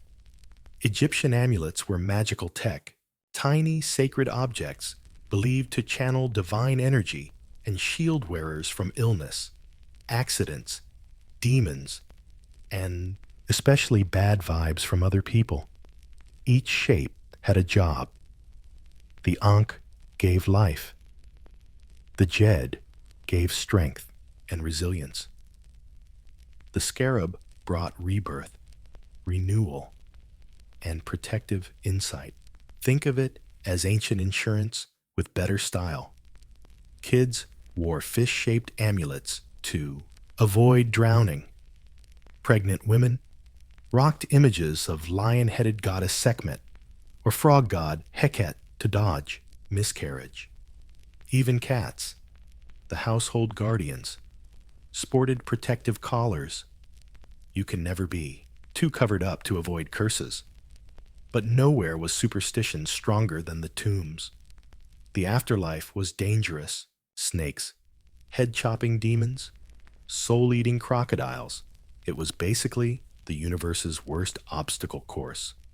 So, the dead were buried with amulets sewn into linen, placed on specific organs, and dipped in coffins. The most famous, the Eye of Horus, or Wedjat, said to heal, restore, and protect both body and soul. Mummies were basically wrapped in optimistic bubble wrap. Of course, where there's protection, there's a threat. Egyptians feared curses in words and writing, a kind of magical slander. Tomb curses were real, carved with bold warnings, protecting both body and soul. Mummies were basically wrapped in a bubble wrap of optimistic spirit. Of course, where there's protection, there's a threat. Egyptians feared curses in words and writing, a kind of magical slander. Tomb curses were real, carved with bold warnings. May the crocodile eat him. May the hippo bite him. May the scorpion sting him. Who dares disturb this tomb? No. Subtle. Right. These curses scared off grave robbers and kept the soul's ride undisturbed. And considering how many 19th century archaeologists mysteriously kicked the bucket after opening tombs, those curses probably worked. Superstition in Egypt wasn't weakness. It was a power move. You don't just wait around for bad stuff to happen. You arm yourself with turquoise amulets, sacred scarabs, and blessed falcons. Then you face the unknown with all the mythical backup you can carry. The ancient Greeks gave us philosophy, theater, and democracy. But they also handed down the charming superstition of spitting 3 times to ward off evil spirits. Yep. That refined society totally believed fate could be tricked. The gods could get offended by compliments, and saying someone's name at the wrong time might just haunt you. Take names. For example, the Greeks thought calling out the name of the dead, especially if it was a tragic death, could summon their restless spirit. Ghosts weren't the Hollywood kind. They were lurking shades or souls hanging on the edge of the living world, eavesdropping for any mention that might drag them back. To dodge this, Greeks usually referred to the dead indirectly, like the unfortunate one or the departed. If you absolutely had to say their name, better toss a sacrifice to Hades for safety. Then there's the infamous evil eye belief. If someone praised your kid for being healthy or cute, it wasn't a compliment. It was a curse. The gods hate arrogance, and good luck attracts envy. So the Greeks invented countermeasures like wearing blue eye charms, tying red strings around babies, or, if all else failed, literally spitting, not at people, but at symbolic dolls floating in the air to chase away bad vibes. A Greek mom could stare at her kid, spit 3 times, and move on without worrying about divine punishment. Superstition even crept into architecture. Doors were painted red to protect the house. Knocking 3 times before entering was supposed to distract any lingering spirits. And don't even think about clipping your nails at night. Fate might take that as a sign you're cutting your own destiny short. Priests and prophets made a living off these worries. Want to start a business? Check the bridge's lintel. Thinking about getting married? Better check the flight path of passing birds. Apollo's oracle at Delphi built an entire economy on cryptic prophecies. Half fortune teller, half political advisor. All terrifying. The Romans, with their roads, laws, and architecture, were just as superstitious and sometimes downright ridiculous. Beneath the gleaming marble and stoic togas was a culture constantly trying to cheat fate using charms. omens, sacred chickens, and a surprisingly large number of winged phalluses. Let's start with those, shaped like male genitals, often winged, sometimes even with bells. No joke. They were protective symbols.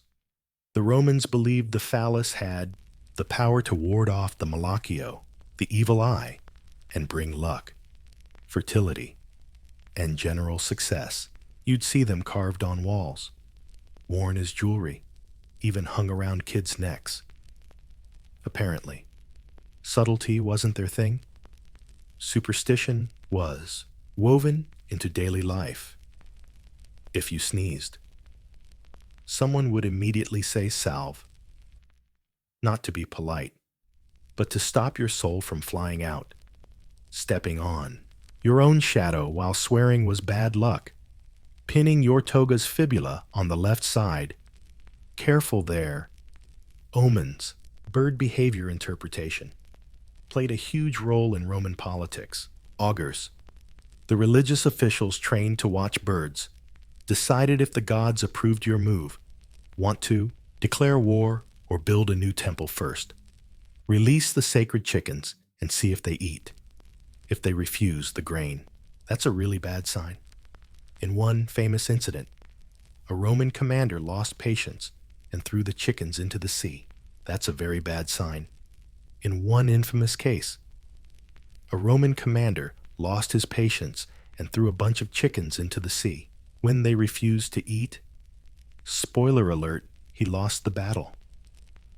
Naturally, protective family spirits kept the Romans on their toes too. Every home had an altar for the Lares and Penates gods, guardians of family and food stores. Families regularly offered food, wine, or incense to keep them happy. Forget this. Bad luck was guaranteed, like spoiled grain or broken dishes right before guests arrived. Roman brides wore veils, not just because, but to hide jealous spirits lurking around. Newborns got lucky charms called bully to shield them from curses. Even Emperor Augustus reportedly avoided stepping in with his left foot first, a classic Roman superstition tied to bad omens. Over in ancient China, superstition wasn't some wild paranoia. It was an everyday operating system. It shaped architecture, calendars, business deals, and even the direction your bed faced. Harmony with the universe was key, but steering clear of demons, unlucky numbers, and anything hiding near your ancestors' shrine was just as important. Let's kick off with numbers. Mandarins full of homophones, turning some numbers into lucky charms or downright cursed digits. Number 8. Pronounced like FA, meaning wealth, is ultra lucky, but 4 sounds eerily close to the word for death. Because of this, buildings often skip the 4th floor, and big events dodge any date with that death-sounding number. Demons. Yeah, they're a daily headache too. Chinese cosmology includes a rich spirit world, some friendly, some lost, some pissed off. It's believed that etanon on the saitaones certain days, like the Ghost Festival in the 7th lunar month. Hell's gates fling open, and restless spirits roam free. During this time, people burn paper offerings, fake money, clothes, even houses to appease the dead and stop them from becoming revenge-seeking freeloaders in the living world. But superstition isn't just about calendars. It's built into architecture. Feng Shui, literally wind and water, governs building spots, doorways, furniture, even graves. A badly located house can mess with cosmic energy and bring illness, failure, or worse, hauntings.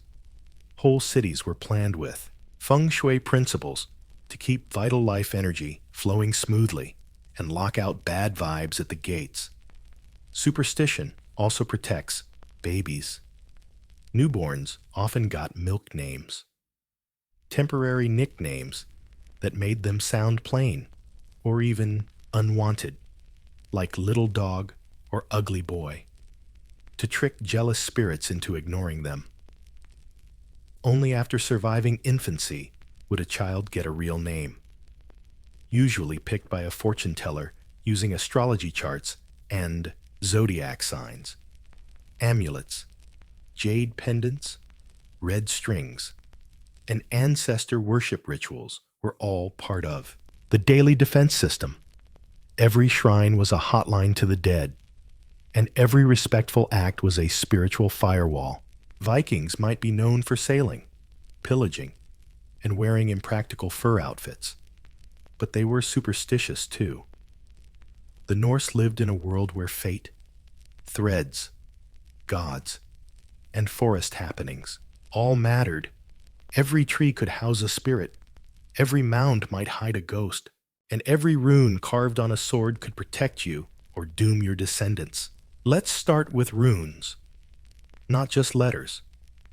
These symbols were believed to carry magical power. One rune carved into wood, stone, or bone could bring luck, guard you, or curse you. Warriors carved runes on weapons and shields to guarantee victory. Farmers etched them onto stables and plows for fertile fields. One famous rune inscription warned, "I carved these runes for love and madness." Classic Viking dating strategy. Norse society was obsessed with fate, controlled by the Norns, three mysterious beings weaving the destinies of humans and gods alike. Fighting fate wasn't just dumb, it was dangerous. Even Odin, the big boss god, feared what the Norns had spun for him. To navigate this invisible web, people relied on dreams, omens, and satyr, a mystical Norse magic often practiced by women called. Let's start with runes. Not just an alphabet, these symbols were believed to carry magical power. A single rune carved on wood, stone, or bone could bring luck, protection, or curses. Warriors carved runes onto weapons and shields to guarantee victory.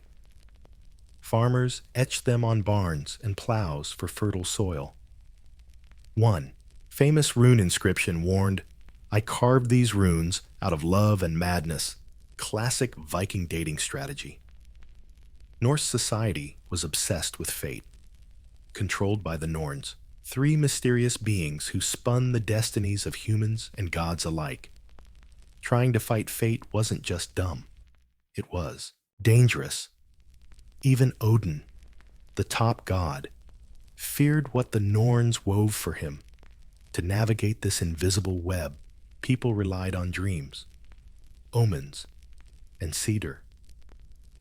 A mysterious Norse magic often practiced by women called vulvers. They offered prophecies, curses, or blessings for a fee.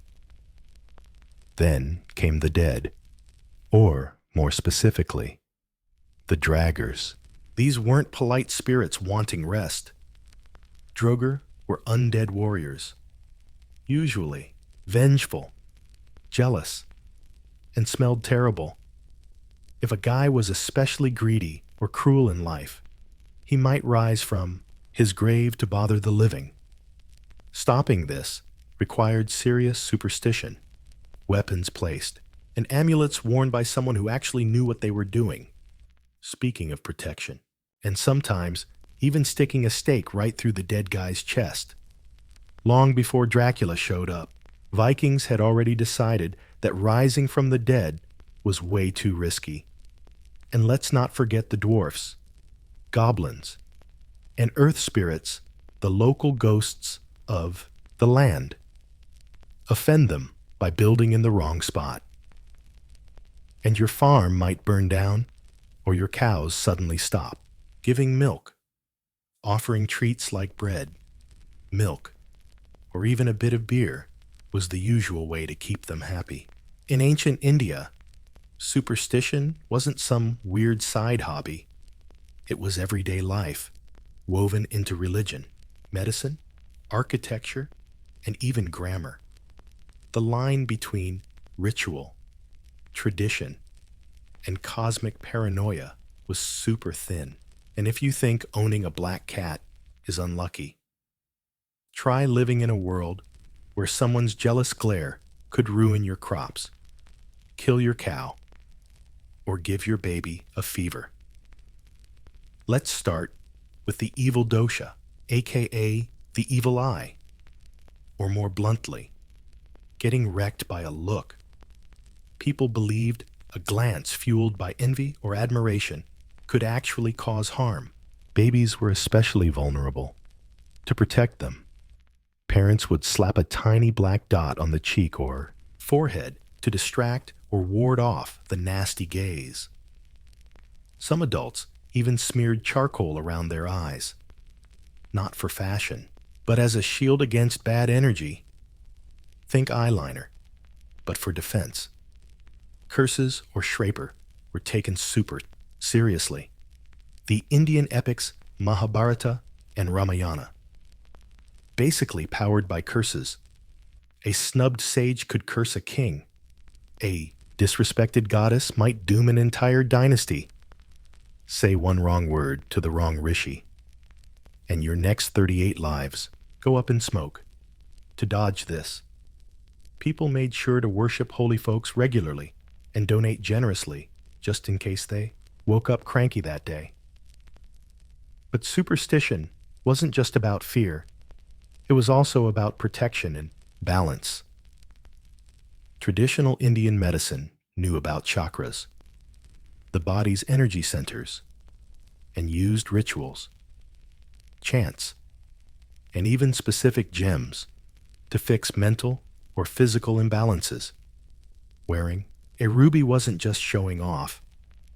It was believed to boost your heart chakra and confidence. Emeralds calm the nerves. Sapphires handle with care. They're powerful and can backfire if you wear them wrong. Never trust a blue gem without checking with an astrologer first. Superstition also shaped daily habits. Cutting your nails on a Tuesday, bad luck. Sneezing just before leaving the house, bad omen. Unless you pause and drink some water first. Spilling milk meant prosperity was coming. Breaking a mirror wasn't so scary, but stepping barefoot on spilled rice, that was serious business. In ancient African cultures, superstition wasn't just a minor detail. It was front and center.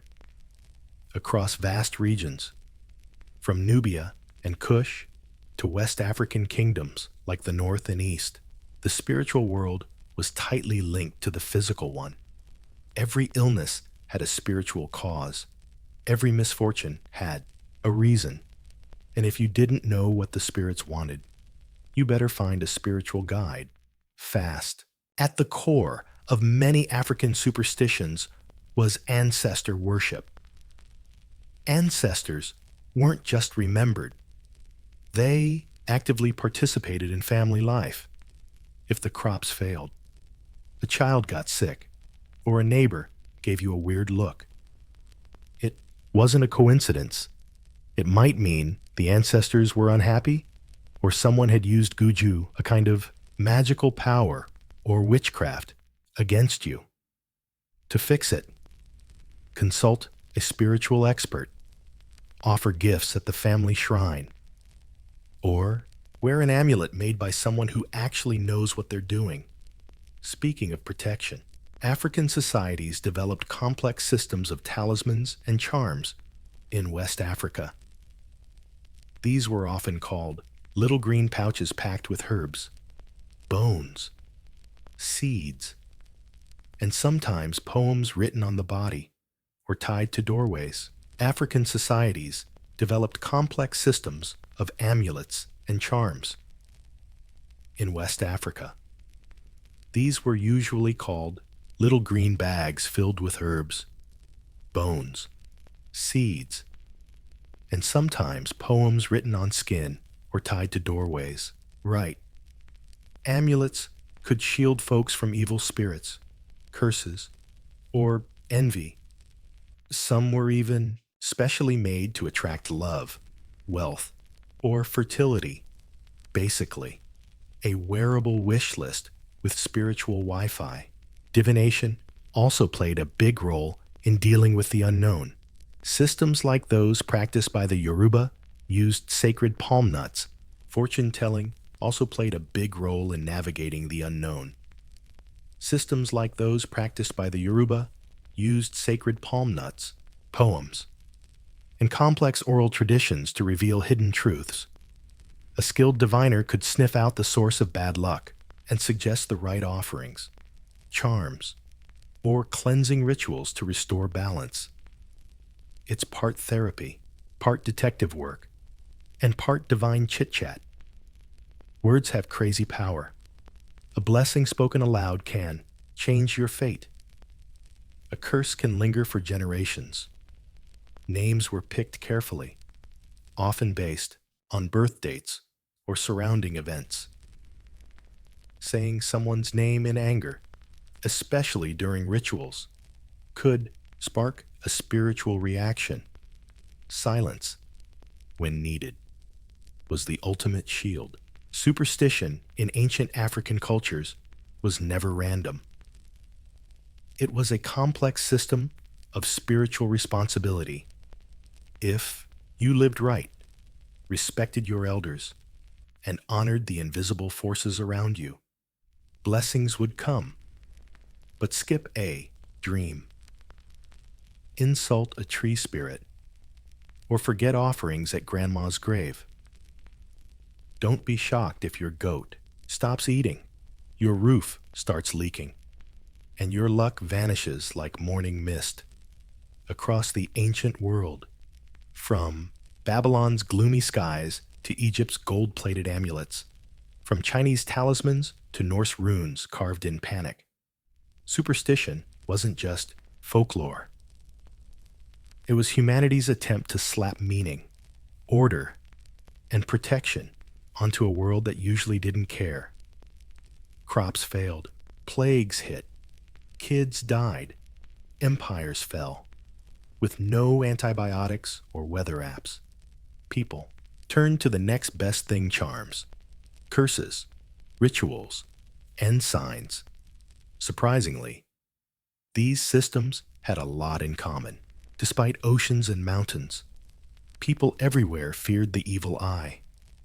Everyone had their sacred numbers. Every village had that one old guy who knew which path to burn and which prayers to whisper on a windy night. But ancient superstition wasn't just reactive. It was creative. A way to manage the invisible world. You can't stop an earthquake, but you can bury a protective statue under your doorstep. You can't dodge death, but you can tie a dead person's mouth shut so they don't come back for revenge. Virus is invisible too, but you can hang garlic, paint a blue eye, or wear obsidian amulets under a blood moon. Superstition also served social functions. It reinforced moral behavior. In India, curses were punishments for disrespect. In Rome, breaking family rituals could tear your clan apart. In China, ignoring ancestors might doom your kids to unlucky stars. In a way, superstition was society's spiritual rulebook. Fear, faith, and social etiquette rolled into one. And let's not forget the emotional side. Superstition gave people something to do when the impossible happened. It provided rituals to ease grief, protective actions, and little daily gestures like knocking on wood or whispering charms that made people feel in control. Even if, just for a moment, even today, we carry these beliefs avoiding certain numbers, wearing lucky clothes, tossing salt over our shoulder. Laugh if you want. But every ancient culture would nod in agreement. Over the shoulder, go ahead and laugh. But every ancient culture would nod in agreement. After all, for them, superstition wasn't ignorance. It was armor. So whether you're lighting incense for ancestors, nailing a horseshoe to the door, or spitting 3 times to fool a ghost, you're not being silly. You're playing one of humanity's oldest survival games: hope, fear, and trying to make sense of the invisible.